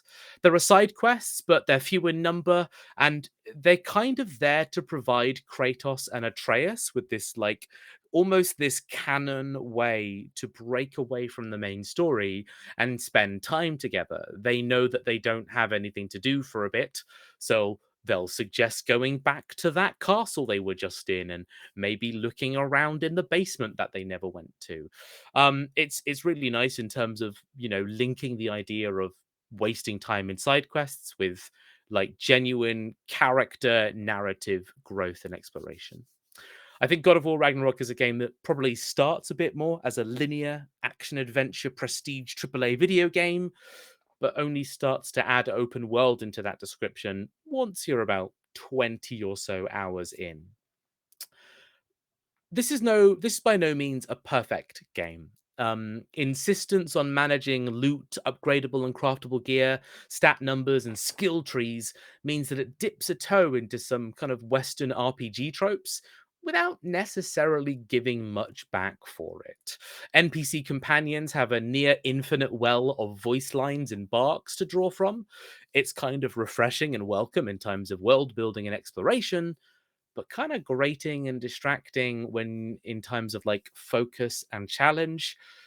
Not to mention, they'll start telling you how to solve a puzzle within 3 seconds of you walking in the room, and their sort of overbearing need to help you do everything can kind of pull you away from the fantasy that you are this god of war. Um, I did have a glitch in the game. I had a glitch in which an entire armor set of mine just went missing from my inventory. It wasn't too much problem because I wasn't using that armor set. But if I wanted to use that armor set for its unique perks, that would have been absolutely kind of near game breaking. All that said, I 100% completed this game in just over about 49 hours. And I think I enjoyed every second of it. These games are so incredibly accessible for all types of players. Whoever you are, I'd urge you to try giving the 2018 God of War title a go. I think there might be something there that you like. Jamie, what do you care to elaborate on that big grin? I'm laughing because you keep referring to giving the 2018 game a go, which is not the game that you are currently reviewing. But the other day we were talking about what we'd do for the. This is another peek behind the curtain meta thing. The other day you were talking about that you might pick this for your game of the year, right? This is a potential candidate for it, and we were talking about, well, I wouldn't be able to play it because I don't own a PlayStation and it's a PlayStation exclusive. And you suggested potentially playing the previous game as a substitute for getting a feel for it. To which I said, I don't think that's fair. But I will tie that into a question about this, which is, if that is a viable thing, and as you've said multiple times, that you recommend playing the 2018 game if people have liked this review of the new one, right? If they are so similar in terms of gameplay, and it's only the story that's new, could you enjoy it just as much by watching the story online and just playing the previous game for the gameplay? I think there are gameplay elements that if I dig too much into, they would, I think, potentially spoil something that a fan, like an eager fan looking forward to playing this game, might kind of regret knowing in Right. advance. But Um, are they so similar that the things that Ragnarok adds are little spices, or is it a fairly different game? I think they are very similar games. I think when we talk about this game being a sequel, it is it is kind of one game ends and the other feels like it begins, like, straight away. Like, Mm. 2 years passes, yes, but these games feel like they were made super back to back, super, like, you pick up the game and it basically looks at you and says, "We know you played the God of War before, because why would you be playing this without having played the game before? So let's just skip to the part where you've already unlocked one of the weapons that you didn't unlock for ages in the old game. We've already unlocked a bunch of mechanics and abilities that you basically kind of had from the old game. But you are, you still start from square zero as far as this video game is concerned. Like, there is a skill tree that you still fill up, and there are items that you don't have that when you get them, you'll be able to do stuff that you couldn't do.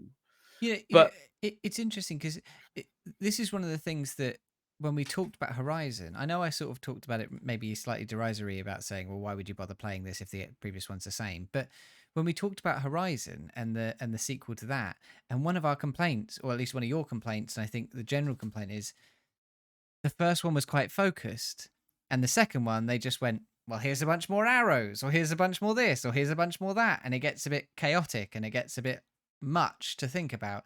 So does it in comparison, does God of War feel like they know what's good about it and they're pushing down that I route?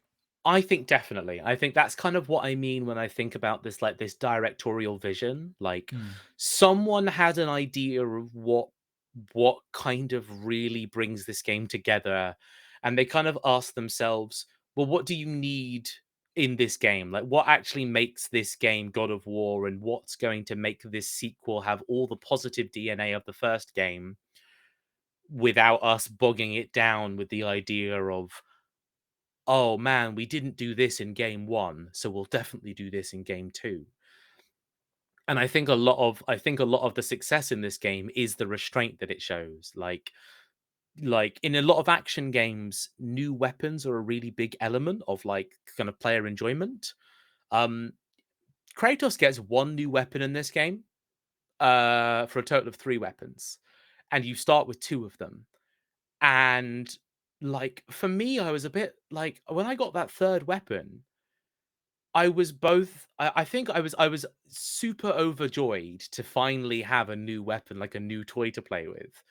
But I was also genuinely shocked that it was happening s quite far into the game, and that the game clearly communicated. It was very clear in just saying, "This is it. This is the new weapon you get. You don't get another one."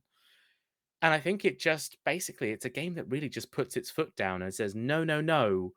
We're only doing what we need to do here." Yeah. I think you look at again going back to Horizon, but even the first one, like I really loved that game, but you get a lot of weapons, and by the end of it, you're using maybe two, right? Yep. And maybe it's better that just the gameplay that you do like and that you do use is really great, rather than it trying to be all things to all people, right? It's about being great. It's not about being God of more.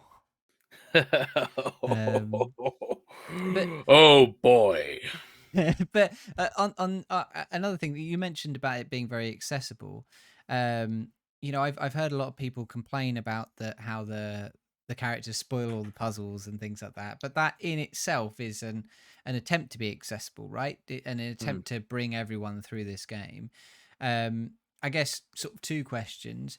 How have you noticed that they've made it extra accessible, and do you think that it's always successful? So one of the things that they do to make it accessible is that good old feature that you don't get in Japanese games, but you do in Western games: accessibility options. The Hmm. accessibility options in this game are expansive. They are. I think I don't know how to put it, but it's the most I've ever seen, I think. Hmm. Your ability to completely customize how the game presents information to you. Um, you can completely change how much the game asks you to give back in terms of, like, input. When there are quick time events, you can just say, I don't want quick time events. When there are quick time events, you can just say, slow down time a little bit more for me. When there are quick time events, you can say, if I have to spam a button, just let me hold down the button Hmm. instead. When there's aiming, you can just tell it to snap aim to the nearest enemy and basically guarantee ranged attacks 100% of the time. When there are insta kill prompts, you can just let the game do it for, like, you don't even have to press the button if that might be a difficulty for you. Audio, you can play the game blind. You can set it so that the game makes a unique like noise, but not like a big shouty like press square, you fucking idiot. Like Yeah. more like a subtle little ding. And it will do a unique ding for every single action your character needs to do. So Okay. if you're fighting an enemy that's strong against the axe, like as in the axe would kill it better, you'll get a little noise that tells you to swap to the axe. And if you should do a heavy attack right now, because it's definitely the right time to do a heavy attack, the game gives you a noise to do a heavy attack. I didn't turn this feature on, but I looked through it and it just has this complete compendium of stuff to help you out no matter what your Mm. accessibility need is. And I think when you consider that, it's accessible not only in the sense of, oh, I'm not very good at games and I'm not sure about playing this action game, all the way down to there is physically not a video game in the world that I've been able to play due to this, this disability or condition. God of War has definitely made great strides in trying to overcome anything possible. Uh, that's really good. And so, do you feel like, I think all accessibility options are good. I think you should, like, all of these things are absolutely should be there. One of the things that, so I didn't mention it when we were talking about Pentiment, but it is relevant in this. There's an accessibility option in that where, um, if you play the game normally, different people have different fonts based on how Andreas sees them as a person, right? So, Sure. at one point, a character talks to you and they have the scratchy peasant font, and then they reveal to you that they're able to read, and the font changes to like a finer handwritten font kind of thing. You can turn this off, and the game offers that to you right at the beginning of the game. Says you can turn this off, but you lose that element to it, Bit of which is personality, yeah, yeah. you lose the element of like this sort of subtle clue as to how these people. Now, it's totally warranted. Some of that text is incredibly hard to read as someone who doesn't have problems reading that kind of stuff. But it does kind of slightly remove something. Do you feel that, like, I mean, I don't know how much you've played around with them, but do you feel like any of the God of War stuff, um do you feel like it strikes a balance between stripping out what's good about the gameplay, or do you think that even at the very like minuscule, like, if you've got everything turned on, it still feels like God of War? Well, I think I haven't turned everything on, right? Yeah. So it would be hard for me to tell you if it still feels like God of War if I It's a turned fair everything on. point. I But realized I as I was think saying it, you probably wouldn't know, but yeah. Yeah. yeah, but the game does that difficulty thing, right? Where it says like, do you want to play this story, normal, or hard? And the whole point of story mode is if you run into a fight and keep pressing the attack button, you're probably going to be fine. Mm. Um, and there was a mode where you can make it so that there are mini boss checkpoints. So when you're fighting a boss, if you get it to half health and you die, the game will just bring you back and it's at half health. You don't have to fight it from 100% health again. So it finds these intermediary steps to basically say, right, down here is the mode where the game plays itself for you. And up here is the mode where you just play the game as we intended. Let's try and make as many interesting notches as possible so that you can You can customize tailor it, yeah. where you need to be on that. And I think yeah, if I made it so the game did all the combat for me, I mean, I did all the post game bosses and they were really challenging, but I fucking did them. Like I learnt those fights and I beat those bosses, and I'm happy that I overcame that challenge. That personally, to me, is a nice feeling. So I that would be taken away from me if the game was on, winthefight.com mode sort of thing. But for someone else, they just want to know what conversations the NPCs are going to have once they kill that They want really to have important character. been there, yeah.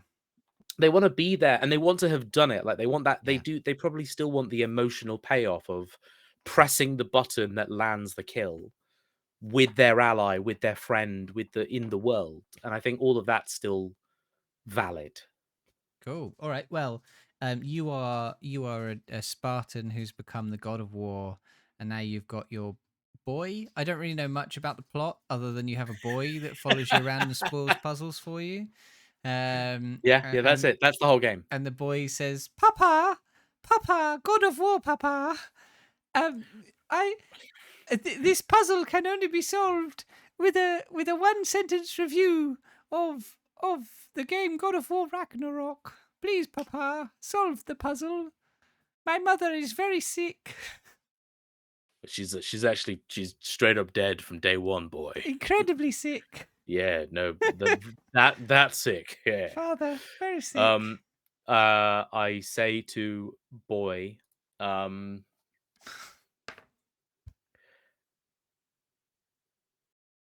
near perfect follow up to a near perfect setup. Cool. All right. We're gonna move on to the movie section, but not before you've told us what the quarry is. Oh yeah. Yeah. Okay. Do you know the game like Until Dawn or Man of Medan? Yes, Or I do. yeah, these The games are made by Dark Pictures trilogy. Dark Picture Trilogy. So all these games are made by Supermassive. Supermassive are very good for doing telltale horror games, is basically their whole thing. Right. And The Quarry is one such game where you basically play a bunch of teenagers. They've gone to a summer camp. They're about to go home. Oh no, maybe werewolves. Is basically the plot. And what's And also we work in a quarry. and we yeah, yeah. Well, it all takes place in Hackett's Quarry. A If you lovely must know. place to go on holiday. A lovely place to get ripped up by werewolves. Yeah. Now what makes the game like really fun is obviously it's got that telltale like every time a character like you'll play a character, right? Like first you'll play like Steve the jock. And Steve Jock, a girl goes up to Steve Jock and says, "Hey, do you want to come to that empty, abandoned cabin in the middle of the woods with me?" And you get to do the whole like make my No, own I'm path. saving myself for marriage. Yeah, so you can say no, saving myself for marriage, or you can Or say yes. yeah, let's bone, baby. My dick is pain, and only you can solve it. Why is that where you go with that? And then the game It's will almost a Tom obviously Segura joke. Sorry, carry on. the game will remember your decision, and then you'll go off and play a different character. So now you'll go play like Lauren, and Lauren has to make a decision as to whether or not she takes the shotgun or the sniper rifle, and that will be important later. And you keep making all these decisions and dialogue choices, and every now and then you walk around environments and you go look for items that might provide clues as to what's going on. Or interestingly, sometimes you find evidence, and the whole point of evidence is if you were to be questioned by the police after this game ends, wouldn't it be nice if you had evidence of what the fuck happened here? Yeah. But our favorite thing about the game, me and Mary played it in a couch co-op mode where it splits up the characters so that I was going to Mary say, played. yes, I've heard this is one of the mechanics, yeah. Yeah, Mary plays half the characters and I played half of them. And that was a lot of fun because in some relationships, Mary was like the boy or girl and I was the girl or boy in like a specific pairing. And then in other ones, I was both halves of the relationship, meaning I could make one person really interested in the relationship and one person like aggressively not. And then obviously, yeah, as the game unfolds, you're trying to make sure that the characters don't die. Mary and I completed the quarry. I think we had 3 deaths at the end of it. And it was sudden, it was harrowing, it was like, oh no, oh fuck. But now we've got this drive to go back and perfect it. Like we know what's gonna fucking go wrong. So we're gonna go back and we're gonna make sure that those characters who died, hello everyone from the Gender Meowster raid. We're gonna make sure that those characters that died don't die. We want to try and get like a perfect outcome and see what the game does basically if we do that. It's very fun, it's very playful. Pick it up in a sale, like we got it for like 20-25 quid. Absolutely worth it. And I think if you can get if you have a partner or a specific friend or even a few friends and you all kind of make a night of it, I think the Quarry is just so much fun. Cool. And you've also put down 40k Dark Tide. A couple of our friends are playing that as well. And they haven't mentioned to me whether it's good or not. So is it good? It's everything I like about Vermintide, but it's because Darktide is a brand new game that just came out 2 weeks ago. It's a bit barren compared to Vermintide, if that makes sense. So, like, Right. if you were exhausted by Vermintide and kind of bored of it, Darktide's perfect. But if you still had a lot of Vermintide to play and you really enjoyed all of the content available in Vermintide, Darktide kind of just feels like a small tech demo in comparison. Right. I think over time it's going to get a lot more and it's going to be hopefully better than Vermintide, right? Like by the end of Darktide's life cycle, it should exceed Vermintide. I'm enjoying it at the moment. It's fun. I don't know anything about Warhammer 40k, so it's a new setting that's quite interesting. And it's just something to play in it. Yeah, it really is. It really is something to play, isn't it? All In right, it, we're going to yeah. move on to the movies section. Just a little, just a sneak peek of the Netflix randomizer that will be coming up at the end of the show, where you can hear us gripe about an American stand-up.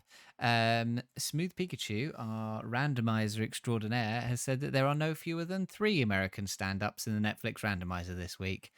So that will be great. Do they want to confirm? Do they want to confirm if the other 5 things are all like? Also American stand-ups. I was gonna be like Bollywood or foreign propaganda Well, movies. look, we'll find out when we get there. But for now, we've got to talk about some movies that we actually like. And Yeah, I'm true. up first. I'm talking about Triangle of Sadness, which is a movie that I really wanted to see when I first saw the ad for it, and we managed to finally get down to the Curzon to see it because it had a particularly small run in the UK. I don't know if it ran wider in other countries, but here it was a bit difficult to see. So, Triangle of Sadness is sort of finishing up my double bill this month of shows about the ills of capitalism. This is a dark comedy by Ruben Ostlund. It won the Palme d'Or at Cannes. And the film follows model and influencer Carl and his similarly famous and beautiful partner Yaya as they enjoy a cruise, a luxury cruise for the super rich. We see how the crew prepare themselves to handle demanding guests. We experience the whims of the super rich, used to getting everything they want, even if it means forcing the staff into uncomfortable situations. And we explore the kind of reality shaping power that comes with the influence these people hold. The first 2 acts of the movie are quite similar in a way to White Lotus. The charm lives of the super rich are brought into stark relief against the uncomfortable fawning and embarrassment of the people who serve them. Some revel in their power over others, delighting in the absurdity of people like them, often with major moral defects, having so much while others have so little. Some are utterly oblivious to their effect on the world, or believe they know how to make things better, but are deeply out of touch. And for a few, they sit somewhere in between, occasionally glimpsing the effects of their influence and struggling to reconcile that with how they think of themselves as a person and a moral being. The dialogue in this movie is thick with delicious moral irony. To get the full effect likely requires repeat viewing as set pieces weave multiple layers of deep satire in between each other. And all of this culminates in a dramatic sinking of the boat and a second half that flips all of the established relationships on their head. I don't want to go into the plot any further. Everything that I've told you already is in the trailer. But I will say that this film builds mood in its set pieces incredibly well. The scene in which the boat sinks feels like descending into hell itself. Moments on the boat feel uncomfortable and empty, like the lives of their guests, and scenes on the island feel tense and fraught as long held hierarchies are broken down. This movie is excellent and beautiful with fantastic performances from all. Ostlund shows a brilliant control over mood and has created something that will stick with you long after the cinema. I know you were interested in seeing it, Jonas. Did you actually get around to seeing it yet? You've muted yourself again. I never got round to seeing it. No, I did not. I sorry, just I mute myself because I'm just like I'm probably going to make some ambient noise while you're talking. I'll just make sure it doesn't come through on the podcast, and it just works against me. I never got round to seeing this, unfortunately, and I still do want to see it. I think your review has pretty much held me steady in the fact that I think this is going to be a good film that I would like.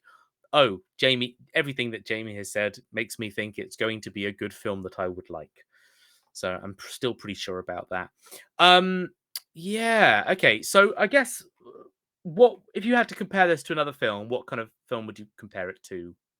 I think that it definitely the thing I'd probably compare it most to is The White Lotus, which I know isn't a film, but it's a TV show. I think especially in the first half of it, it very much has that feeling of um, you know, people who have extreme wealth, but that's not how they see themselves, right? Like they don't understand their own privilege, and they sort of shape the world around them without even really understanding that that's what they're doing, you know. Mhm.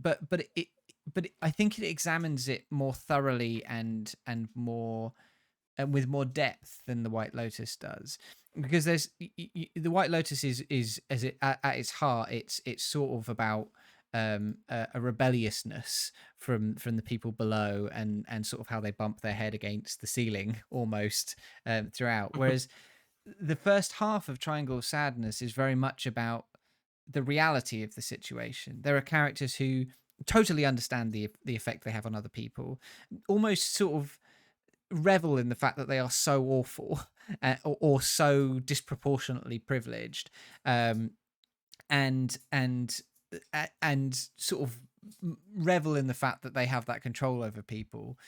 There's characters in it who are just basically deluded.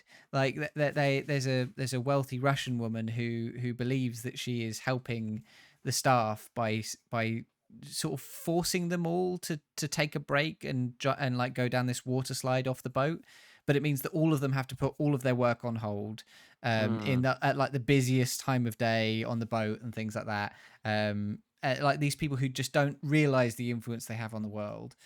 And then this character of Carl who sort of doesn't realize the impact that he has. He sort of starts the film as not famous and becomes powerful as the film goes on. He doesn't realize how, when he complains about something, that could get someone fired, right? That could change something. I think that if you liked The White Lotus, you'll get a lot of that out of this, but I think this is a cleaner interpretation of that idea, especially in the first half. And the second half is a more going for the throat sort of inversion of it than Armand's story is in The White Lotus.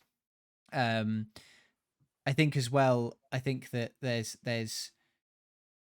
characters in this that don't feature in that. There's in particular, there's the captain, played by Woody Harrelson, is a very interesting character who sort of sits sort of is able to manipulate the flow of power on this boat, to create sort of his own sort of fiefdom within this thing. And yeah, I think that's the leaning, I would say. If you liked that kind of thing, if you like those kind of stories, this is a cleaner, more focused interpretation of that. Okay. Is it overtly funny? Is this a film that made you laugh or chuckle or big smiles? Yeah, I think so. I think that it has a really good sense of humor about itself. I think there's a lot, but I think that it is always laughing at the absurdity of the real situation of these people, right? Like, there's comedy in seeing an incredibly wealthy man trying to buy his way into the affections of two women and fail. Mhm. There's there's comedy in the sort of, you know bafflingly out of touch woman tell the captain that the sails are dirty and that they need the sails cleaned on the boat. There are no sails on the boat, but the captain has to agree to it, right? Sure. And I think that it never wastes a moment to make a comment from its humor. There's a couple on the boat who made their money through arms dealing, and the way that they talk about arms dealing like it's selling bread at a supermarket is hilarious and Yeah. chilling in equal measures. And I think that the whole movie is like that. But there are genuine moments where, like the midpoint where the boat sinks, afterwards I came out and I said I didn't realize why I don't like the idea of like spending a lot of time on boats. I didn't And realize until I'd seen that scene, and and now I'm like, oh yeah, that's why, yeah, yeah. Jamie, it's the implication. It's the Implication. implication that it's going to sink, and it's going to be Okay. like hell itself. And at 2 hours and 27 minutes, did this film feel like it was the right length? It honestly, it felt like it was an hour long. It was so good. It really just flew through. I think It felt like it was an hour long after I fell asleep. I slept through most of it. Well, that's a premonition for what we talk about later. But Yeah, maybe. yeah, no, it's like you could have more of it. Like it's the ending is. I think the ending is almost both kind of predictable. I think when you see the ending, you'll expect the ending, Sure. but also like I think it almost feels like when it happens, you're like, oh, I could go for a bit more. I could go for a bit more. I think it does have a long run time, but it doesn't waste any of that time, and it ends exactly where it needs to end. Cool. All right. I definitely will. I've been checking the cinema times while you've been talking. Okay, well, see It's it, still yeah. it's still on next week, so I can go see it. Okay, good. We Um, are talking about because chat's asked. We're talking about the film Triangle of Sadness. yes, Triangle of Sadness. Cool, nice, Jamie, you are. Let's see. I'm looking at what characters there are. Okay, yeah. So you're this influencer, and you've been invited to go on this incredible sort of luxury boat, luxury cruise, for the super mega rich people. And while you're on this boat, you realize that as you are part of this kind of this elite club, you have complete control and power here. The staff will follow your every whim. You can tell the captain that his belt is done too tightly, and even if he tells you that he isn't wearing a belt, he has to say, yes, you're right, I'll fix it immediately. And you love that sort of power. But there are some other people on the boat, and you're trying to gain their affection, and it seems that the only thing they want from you is a one-line review of the film Triangle of Sadness.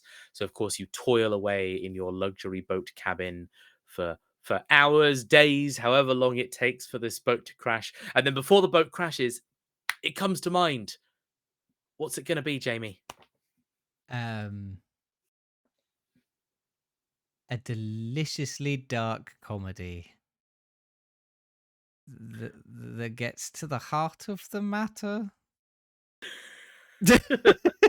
As I was saying it, I realized that deliciously kind of leans into your next film. I was just going to say that could have been my summary. Maybe I was thinking about what was coming up next, and that's what sort of forced my hand. Anyway, it's an excellent dark comedy. See it, yes, see it. All right, And we're gonna move on to Jonas's movie of the month. Jonas, what are you reviewing? I'm reviewing a little old film called The Menu. On the menu, in terms of content warnings, this film does contain a cheeky bit of violence. There is a rather graphic suicide. There is a lot of blood, and it's just horror themes in general. The Menu, featuring Ralph Fiennes as Chef Slowick, Anya Taylor-Joy as Margot, and Nicholas Hoult as Margot's date Tyler.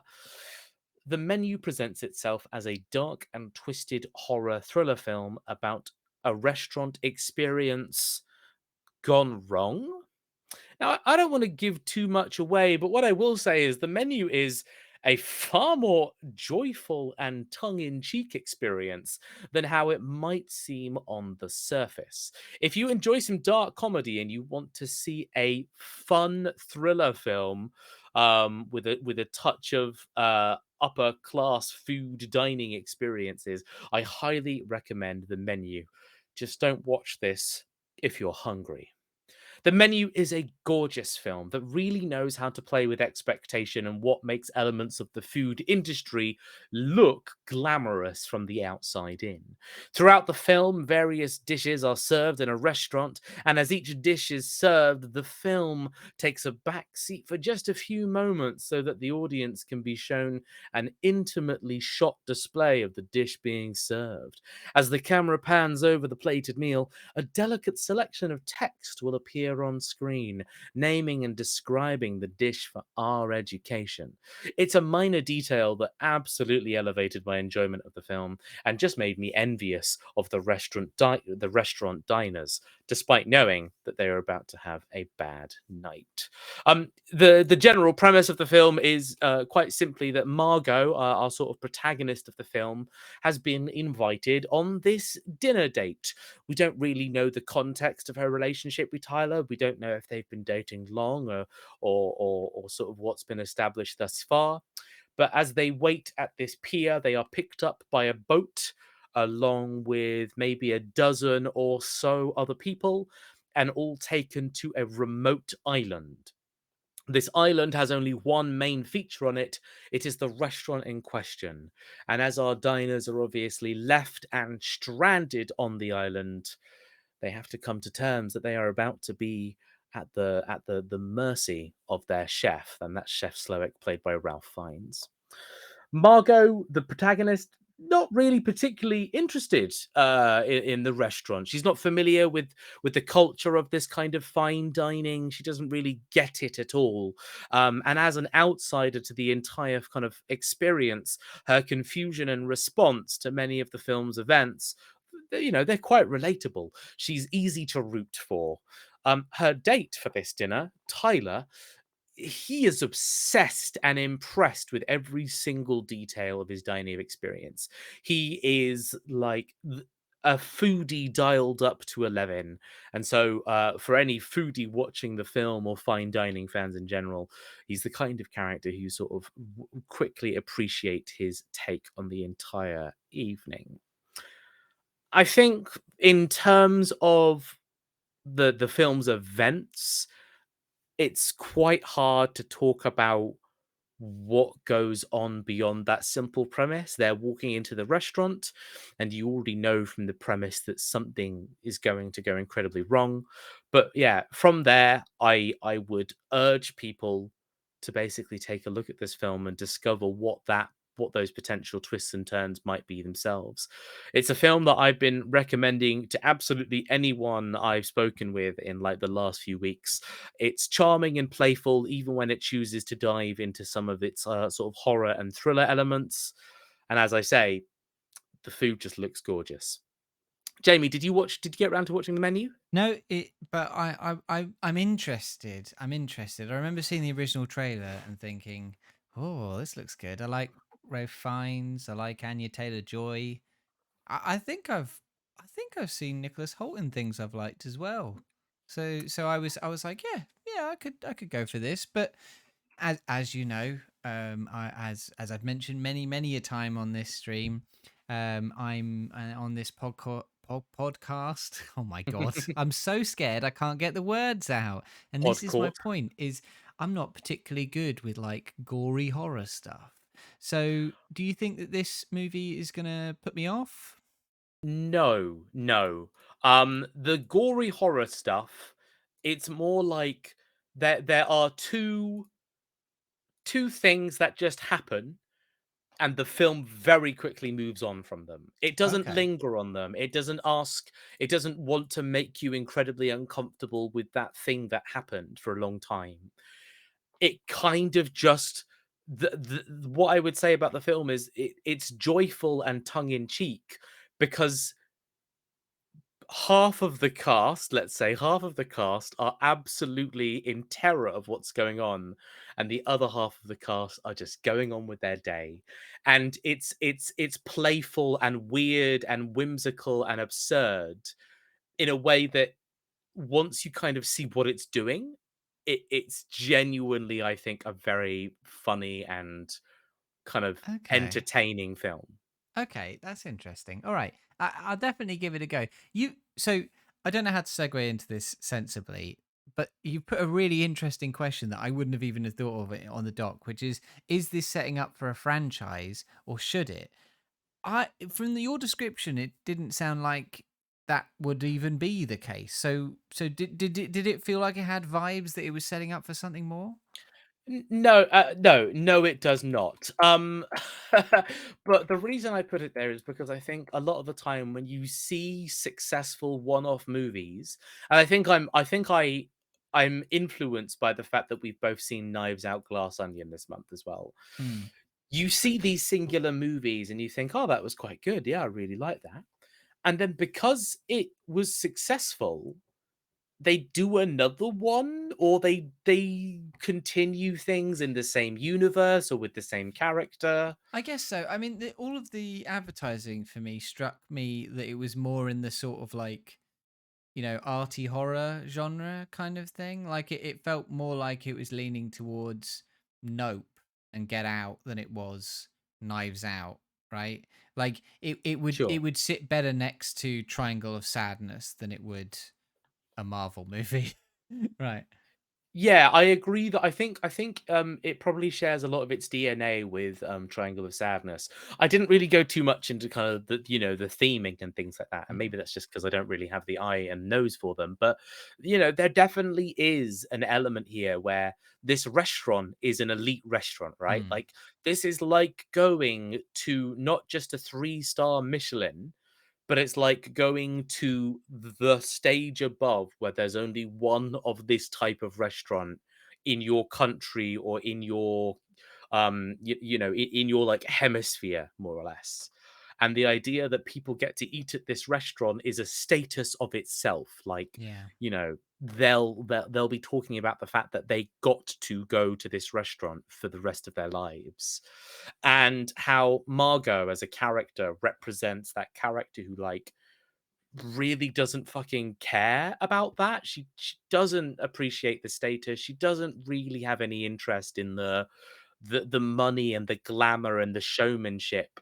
Um, Tyler, sorry, Nicholas Holt's character, he's watching this like it's the most beautiful piece of theatrical art he's ever seen. Like every plate, every drink, every word that the chef says, he's like swooning.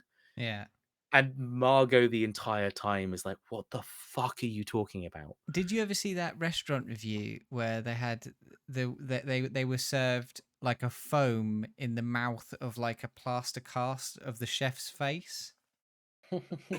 So like you had to like lick the foam out of the mouth of the plaster cast, and they like reviewed all of the different dishes that they had at this place, and every one of them was dreadful. And afterwards they were like, "Oh my god, this was like the most horrendous meal like we've ever had." Like one of them wanted to get up and go for a cigarette, and they were like, "No, you do not leave the table until the meal is done," kind of thing. It was it was Um, really really weird. I'll tell you what, one of the dishes was like the deconstructed bread basket, where you Right. get all of the dips that would come with the bread, but you don't get any bread or something like that. And it's just so funny because everyone's like in awe about it. Like, one person's trying to take pictures. Like, there's this old couple that are having this like philosophical discussion about how this chef has evolved since the last time. And he's like, "Oh my god, he's come so far, deconstructing the bread basket. It's like a metaphor for how we're all too stuffed with carbohydrate." And Margot is the person that we all understand who is Yeah. sat there saying, "I'm fucking hungry." And there's just dips. You've just Give given me me some dips. give me some bread, you bitch. And yeah, it is in that tone of the film is present, even when it kind of starts to introduce its own horror elements. Okay. That whimsy never leaves. If anything, it only gets stronger because we're all in on it. If that makes Yeah. sense. It's so fucking good, man. The Menu All is right. one of my favorite films I've seen this year. All right. Well, I will endeavor to see it if I can. All right. You are no longer a media reviewer. You are a food reviewer. You're a restaurant critic, and you go to this place, and then you come out and you're sitting and writing your review, and your editor is like, "No, I don't want a review of that restaurant. I want a review of the movie about the restaurant." And you go, "Well, I'm no longer a media reviewer," and they go, "You are now. It's back again. You're back to being a media reviewer. What's your one sentence review?" At which point I break the meta and I pull out my phone and I play them this clip from I played them this clip from this podcast. And when I press play, it says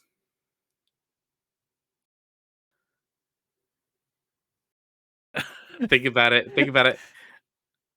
Fuck, because you said tasty or delicious earlier. Now I can't.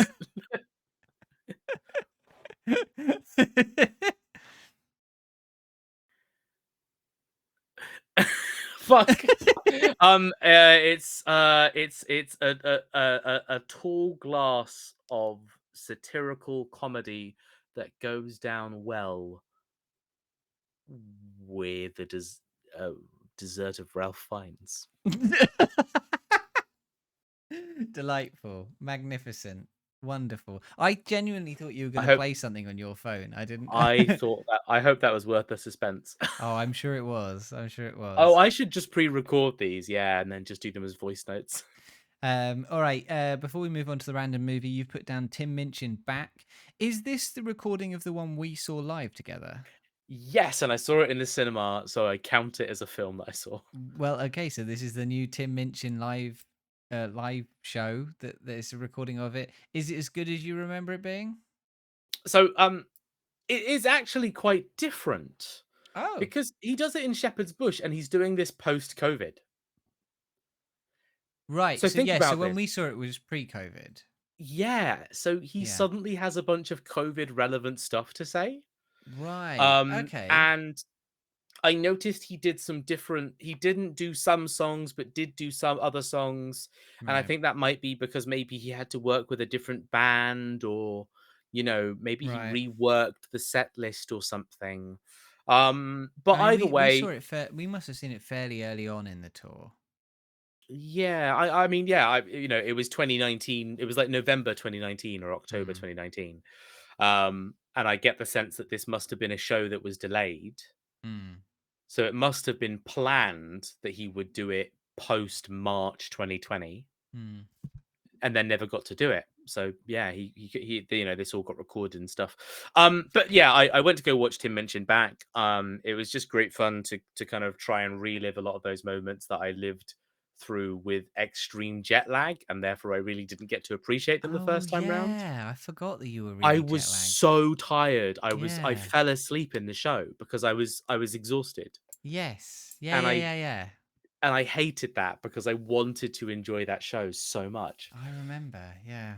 Yeah. So yeah, it was just nice to see him in the cinema and just nice to be in this really small. It was a small screen, but everyone in the screen was clearly enjoying themselves. Like lots of kind of just That's good. vocal laughs and a lot of people just kind of like passively vibing with him, if that makes sense. Like I could feel people really enjoying themselves. So Cool. that was really good. If you ever get a chance to see Tim Minchin live, highly recommend. Go see him. We met him once at a Flight of the Concords gig. God, I forgot about that. Very Yeah. briefly, yeah. Oh, it was so good. And then also we watched. Both of us saw Knives Out, Glass Onion, which is a movie about a bunch of rich people who go to an island on a boat, because that's the only films that we watch now. Triangle of Sadness, The Menu, Knives Out, all um, have boats, islands, and class money. money. not class. Money's a big element. Yeah, it's good. It's a sequel to the original Knives Out that we reviewed a few years ago. Everything that was good about the first one is here, and it's nicely different. They've taken a nicely different look at how to it's not different in the sense that it's never been done before in murder mysteries, but it's nicely different for this franchise, and they execute it very well. And I think that it's really enjoyable. It's very, very funny. There a lot of really nicely drawn characters and performances. And the only thing I will say is that the first chunk before they get onto the island is very short. Felt incredibly like COVID has happened. We've really got to write something about COVID. And then Oh, they they go all onto show the it with they what- show it with the masks, Oh don't no, they? it's more than that. It's them play. It's Daniel Craig playing Among Us in the bath with Angela Lansbury. Oh yeah. It's one of the characters claiming that there were 30 people in her pod. It's Yeah, like he's in a Skype call or Zoom call with yeah, them. he Yeah, has so he so doesn't he doesn't understand how Among Us works. yeah. There's like a running theme that he's really bad at games where you have to commit crimes or solve crimes, but he's really good at actually solving crimes. Yeah. Um, do you enjoy it? Yeah, I loved it. I thought it was super fun. I think the murder mystery a lot of the murder mystery format, right, is like murder happens and the detective isn't there, then the detective shows up, right? Or like that's how it happened for Knives Out 1. But then Knives Out 2, we already know who he is. So he's there from the get-go. Like he's invited to the event from minute 1, and like Edward Norton's going around being this like weird kind of Elon Musk like um analogy or equivalent or whatever. Dave Batista being a world famous Twitch streamer. Like they really have fun with the casting and the characters and the expectations and things like that. And yeah, this is a film that does that. It communicates what it tells you what it's going to be in minute 1, and then it spends a long time going, yeah, but you know, is it going to be that simple? And there's just a lot of fun to be had with the film kind of playing with you Yeah. about that. It has some nice twists. It has some nice sort of twists and turns. Laura has said that she got a bit ahead of it, like she worked out some things early, and so she enjoyed it less than she enjoyed the first one. I personally was about on pace throughout the whole movie, so I didn't feel that. But your mileage may vary. You might feel like you catch up ahead of things. But it was interesting. I was definitely seeing holes and gaps and was waiting, and I was like, that's important. Yeah. That's going to be something important later. But I wasn't always too sure of how like the piece would fit. I Yes. think my favorite thing about it though is just how it sets up the island as like kind of a playground Yeah. with rules and mechanics that are going to happen, and how all of the characters spend ages just being like, so just so you know, if like if blood touches this, that will happen, Yeah. and if I say this word, that could kill someone. Like it's fun little things like that where Yeah. people loudly announce stuff that's definitely going to happen later, but Chekhov's gun now island. you're just Yeah. waiting for the trigger. It's really fun. Or even why these things matter, how they'll combine. And I think the payoff for a lot of stuff is quite good. Yeah. Right, we're going to move on. We're going to finish up the show with the Netflix roulette, the Netflix randomizer. So each month we get picked a random thing to watch on Netflix. And this month we were given Tom Segura Mostly Stories. Tom Segura is an American stand-up comic who we have previously watched one of his stand-up specials, a show called Ball Hog. And I'll tell you right now, when I started watching Mostly Stories, despite looking at the man on my TV, I could not bring to mind at all anything about the previous one I'd watched. It was like I'd never done it. And that shows how much it genuinely stuck in my mind. So so yeah. I it was like so how did you feel about this, Jonas, as a stand up? Um how do I feel about Tom Segura? I feel like Tom Segura really needs to squeeze the sponge that is like people's insecurities and latent homophobia, racism, and general misogynistic like not tendencies, but just he he tries to draw that out of people Mm, like really hard, and then when he's drawn it out, he tries to point at it and like put a spotlight at it and laugh at it. yeah. But it's the drawing out process that's really uncomfortable. And Yeah, I mentioned this to Fairy earlier because I was saying like uh, that we talked about this with what's his name, the puppet guy, Jeff Dunham, and it's kind of similar with some other American comics that they they feel like telling a story about someone else saying something racist is makes it okay to say it or misogynistic, right? Like my dad says this and then says the thing, or yeah, you know how you meet people and they always say this, or Jeff Dunham with his, well, it's not me saying it, it's the puppet saying it, kind of that thing. was the example I was gonna, yeah. And I think that I just don't think that's a good excuse. And I think the thing about this show is that Tom seems to like start off doing that and then slowly sink into not needing that crutch anymore and just saying things or Yeah. really heavily alluding to things and being like, hey, oh, you know what I'm talking about, half the people in here know what I'm talking about. And you get like there was one bit where he references like a Japanese guy disliking someone for the color of their skin and says, oh, he just rubbed his arm to mean that. And then he goes on this run of being like, oh, are you going to go home and you're going to be out in a restaurant and you're going to use that as a, and it's like, it it's I not, found a it's just, non-verbal way to say that I'm a racist. Now you should all do that as well. Be free, my I know racist. you're all going to want to do it. You've heard this and now you're going to love the fact that you can refer to people's skin color without saying it. I think he had a couple of reasonably good bits that he at the end he at the end he had a conversation about he had it run about Mike Tyson, which was not I bad. enjoyed that because he wasn't telling any jokes. He was telling a story about meeting Mike Tyson, and he is a comedian, so of course he's going to tell it in a way that makes people laugh. And I really enjoyed his rendition of that event. That was quite fun.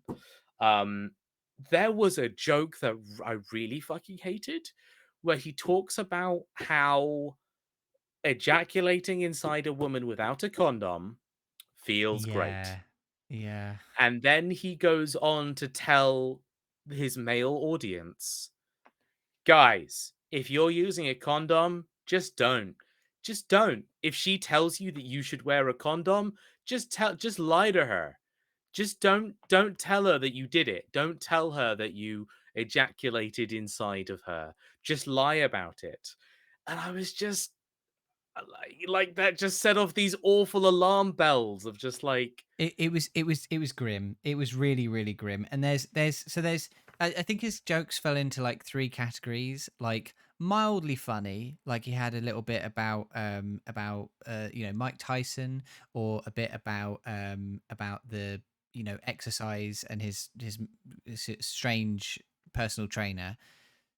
Really like lame jokes about being a dad, or like just really dull boring like white man joke kind of stuff. And then just really awful shit that just sort awful. of appears in the middle of things. And I think a real problem with this guy is his delivery is very good. He's a very like clear speaker who can like roll from topic to topic quite well, but just the content of the shit is just occasionally just suddenly really fucking awful. And God, at one point as well, like he knows when he's losing his audience because In at that several point in points, particular, he loses the audience on that joke. yeah, and he's like, "Ah, what? You didn't like that one? It's a joke. It's a joke." And then he just decides to move on to the different thing. But like, yeah, it's the aggressiveness at which like he presents these points loudly and proudly without He strikes me as the kind of person who, like, he strikes me as the kind of person who feels like those kind of jokes ingratiate him in the group, but needs to test the waters. And then the more that it works, the more that he amps it up. yeah. I'm sure that he's designed his set and it's the same every time or whatever. But what it really felt like, the pace was that he starts out with something incredibly lame and builds towards something incredibly offensive. And sort of, occasionally it just slowly takes the training wheels off. It's my friend that said this too. It's me that's saying this too. It's you that's saying it, kind of thing. I don't know. Personally, I would not recommend Tom Segura. I don't think he deserves really to have this many Netflix specials.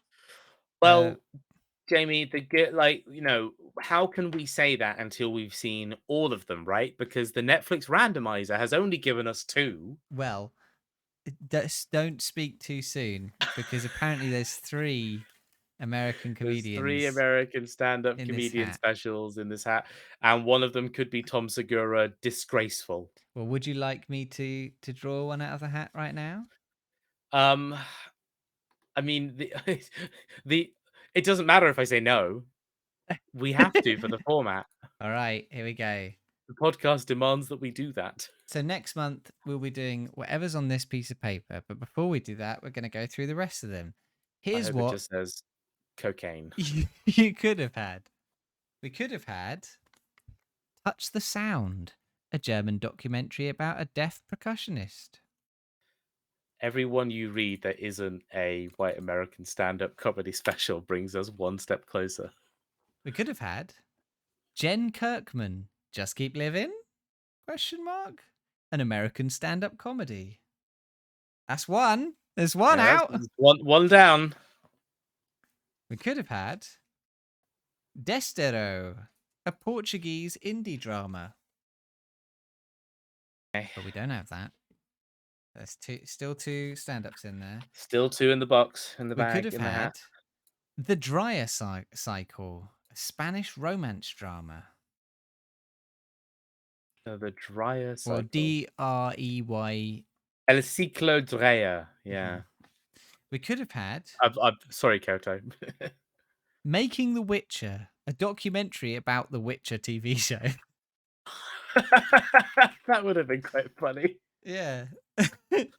Okay. There's only 2 left in here. So Oh, unless they're no. both Oh, American no. stand-ups, that's what we're getting. Oh, no. We could have had... No. We could have had Blue Miracle, an American feel-good family drama. But we don't have that. We could have had Joe Coy, live from Seattle. But we don't have that. So this month, it's comedy time. Get your laugh on. Prepare yourself for Maria Bamford, Old Baby. I was genuinely like gritting my teeth in case you said Tom Segura. Oh my! It would have been incredible. It would have been incredible if it was Tom Segura, disgraceful or something. Gender Meowser says Maria's funny. Okay, good.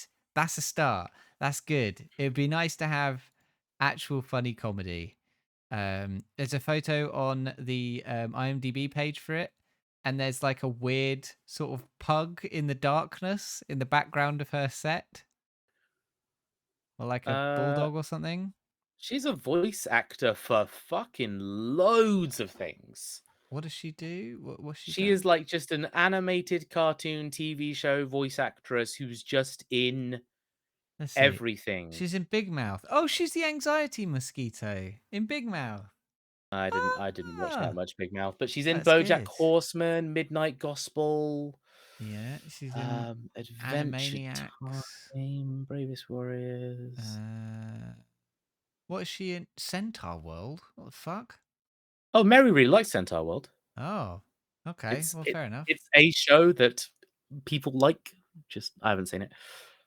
She's in Arrested Development as Debbie Bardot. She's in Deborah Gay of Bardot. Thrones. Debbie Bardot. Who's that? What is Gay of Thrones?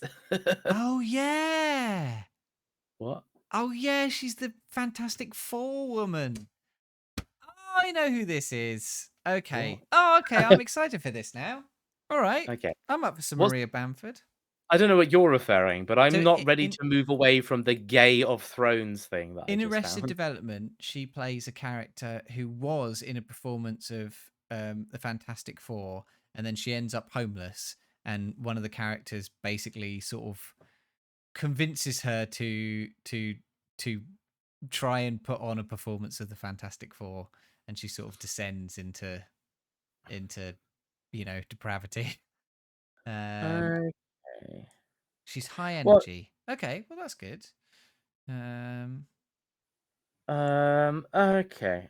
All right. Well, Well, she's in a lot of great stuff. yeah. Okay. Well, I'm looking forward to this. I mean, she already sounds better than Tom Segura. Should So we, in our Bunyip Award, should we have best stand-up comedian are we going to break them special? down into like separate things? Well, we'll have to finish up soon, but should we quickly let's have a quick look at the list. I'll bring it up. So what we need to do this year is we need to find a way, a better way of showing everyone what um,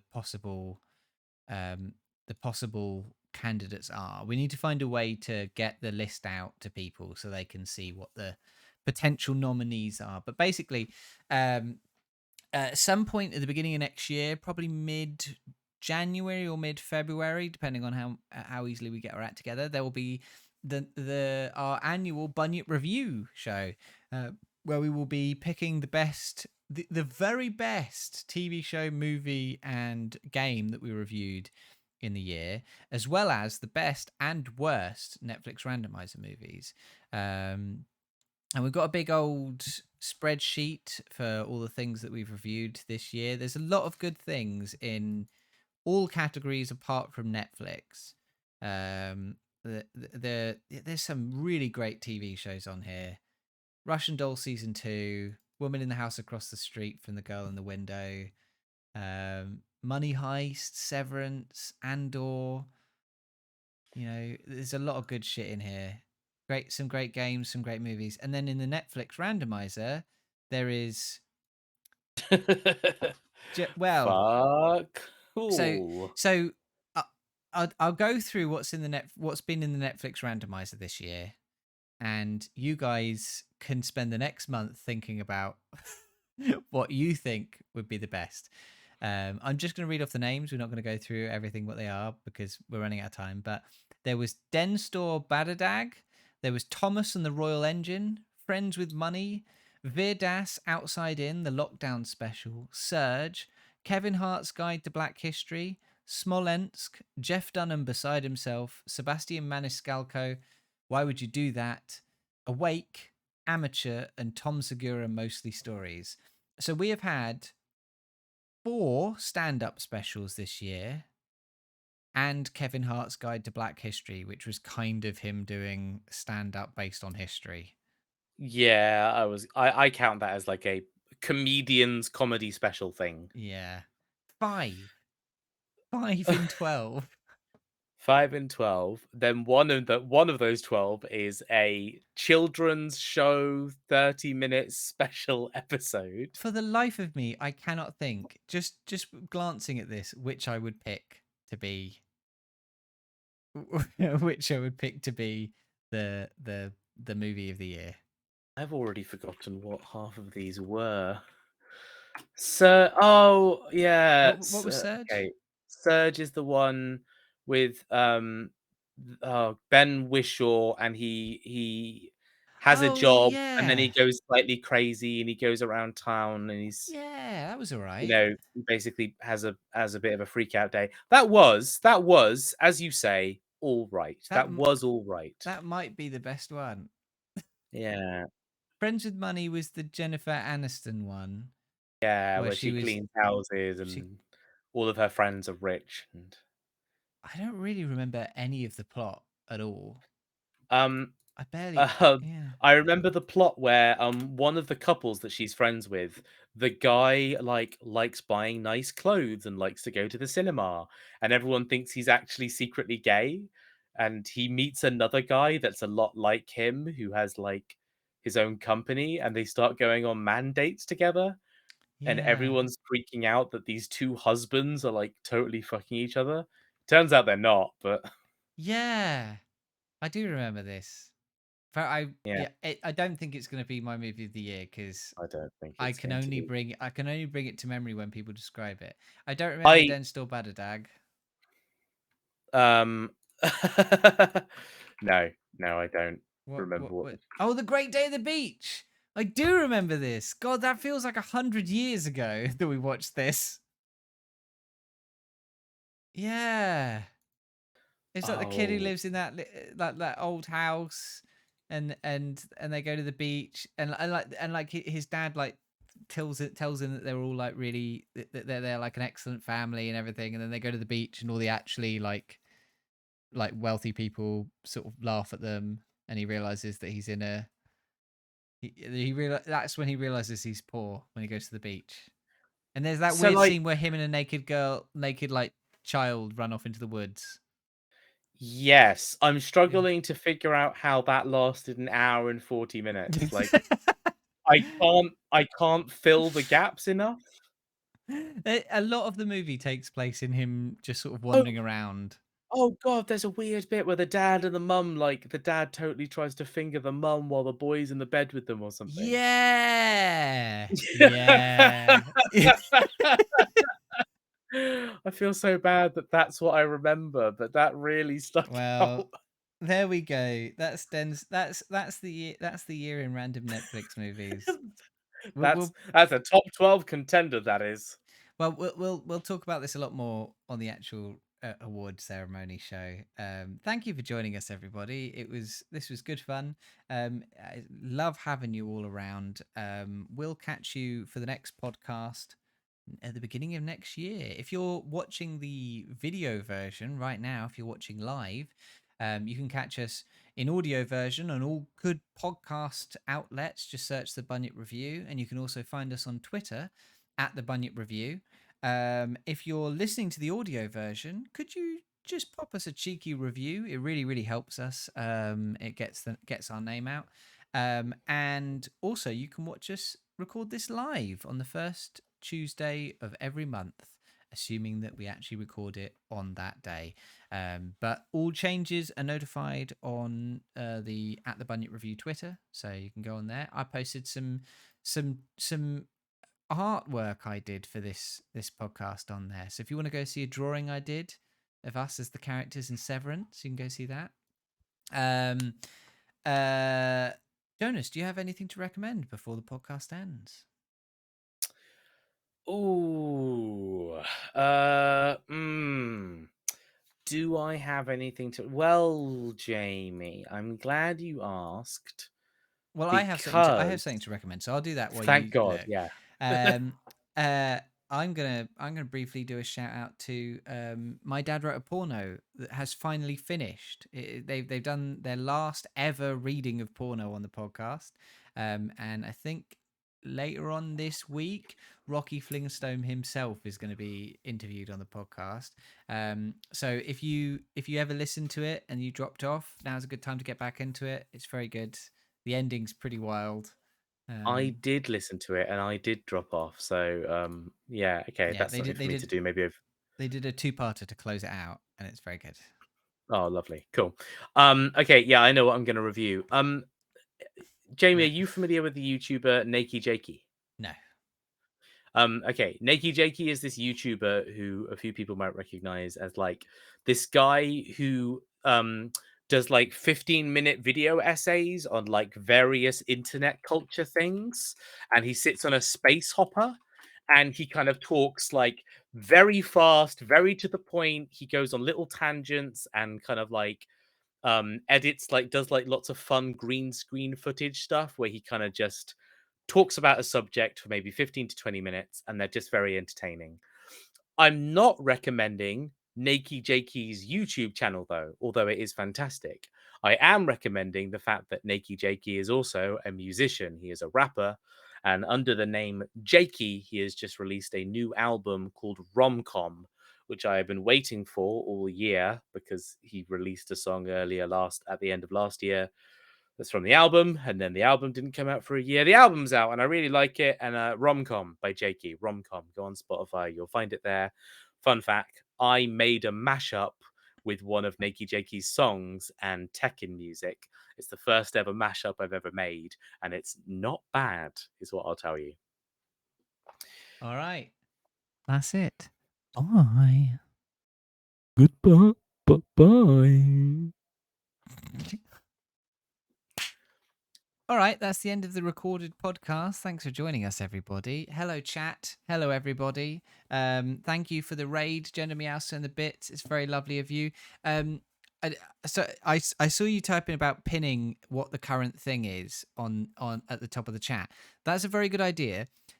What the way that it works at the moment, and I'm absolutely open to this changing, but this is the way it works at the moment, is that we have main reviews for each category, and that's what ends up in the channel name. So that's why it says the menu at the moment, because that's the last one in the movie section. We also do like an others section at the end, and because we tend to run through them quite quickly, I don't tend to update it. I'm up for doing that. I'm up for pinning things, but I also have to. I'm not really sure I have the time to type those things out at the same time. So if we can work out a way of handling that, maybe with mods or with Laura or doing it or whatever, that might be a good idea. But it's a bit of extra work, but it's a good idea.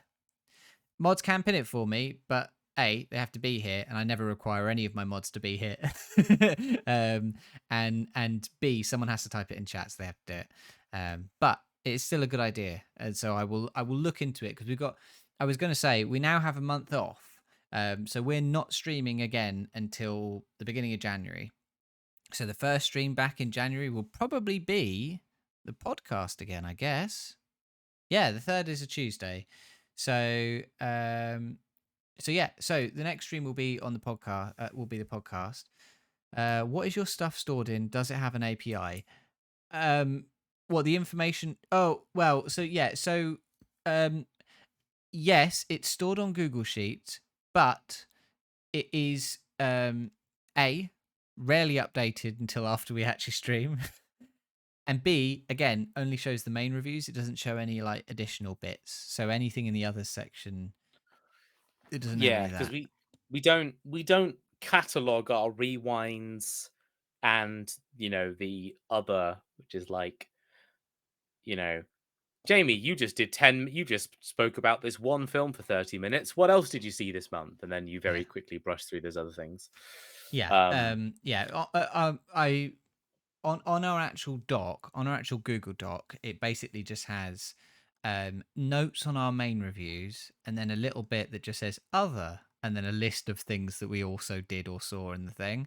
Yeah. And when I update the title, I literally just copy and paste it off a Word document or a Google Um, Pages document. I'll tell you one thing we should also do, which is this is feedback from our greatest VIP in the podcast audio, my mother. Yeah. My mother believes that we should make a greater effort to say the name of the thing we are or have reviewed more often throughout the thing. Right. My mother's problem is that she will tune out and then she'll mentally pop back in and go, "Oh, whatever they just said sounds really good. What are they talking about again?" And then she doesn't know. Obviously, This if is she's this is checking an the audio version, Yeah, this is an excellent note, and something that I constantly wish other podcasts did and that I don't do myself. So it's a yes. brilliant note. Yeah. But I'll tell you what I do is I include the name of everything we review in our description, in our show description. Yes. So it's one of the 6 things that I named. Cool. Well, yes. Check out the audio podcast because you'll have a better gauge of what's going on. But yeah. All right. We'll try and do that. We'll try and say it more often. I think guaranteeing that we say it at the beginning and saying it at the end is a good shout. And then if we can get it in elsewhere, we will. How's that sound? That sounds great. Steltech, does the audio version have chapter markers? It used to, and then I despised the amount of time I was putting into to make those chapter markers, and I felt like no one was using them because comparatively, like, we don't have that many audio listeners, and none of them were saying to me, I like the chapter markers, so I stopped doing them because I don't like doing the chapter markers. If people like the chapter markers, I'll do them. I just need to know that people actually want them. So that's also true gender. Saying the name, it makes clipping make sense. It's also good. It means that I was going to say it means that when we do those audio sound bites, they'll make sense. But our audio sound bites are always just of us talking about some other random bullshit. That's got nothing it's to do with anything. It's because I'm normally taking a 60-second clip to just try and entice people to come listen to the Yeah. podcast. And it's usually nothing. It's usually no review. It's just us just talking rubbish, which I'm fine with because that is most of the podcast. No. This is great. We might not act on all suggestions, but we love to hear them.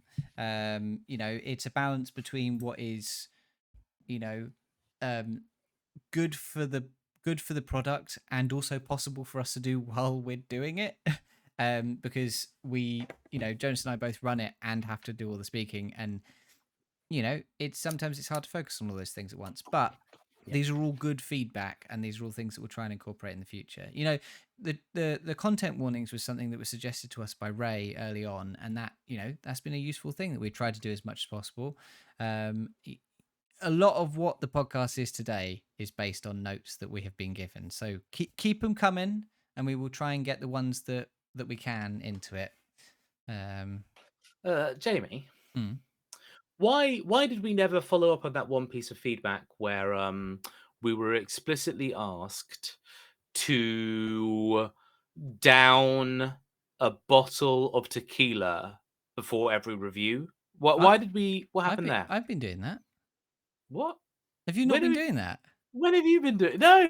Have you not been doing that? Well, I didn't see you do it on the camera, so I didn't do it.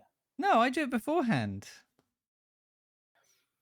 They want one for each review, just so we're clear on this. Yeah, so I do 6 beforehand. Yeah. Yeah. Okay, well. Now, no wonder you're so financially. I'm in a lot of pain. You're in a lot of debt. Yeah. I'm in a lot of pain and a lot of debt. Yeah. Wow. Relationship on the ropes and alcoholism bubbling under the surface. I will look into captions, Gender Meowster. I'm aware that some of them are worse than others in terms of those kind of things, but I plan to rework all of the graphics, so I'm over the break. Yeah, please do send to me on Discord and I'll have a look. I intend to rework all the graphics over the break, so I'll have a look at doing that. Because that's a nice accessibility feature. The main problem I have with adding more stuff into the actual stream itself is that over the year, I don't have very much time to actually update anything. It's why we take a break every year around December, which means that things break over the year, and that's not a reason not to do accessibility features, but it is another thing that I have to make sure works. So if it doesn't get in there right away, know that it is on my mind. All of these accessibility features are.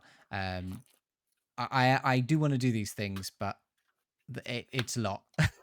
So we will get there over time. We're currently so much better than we ever used to be, and eventually we will reach a nirvana of perfectly accessible and beautiful content.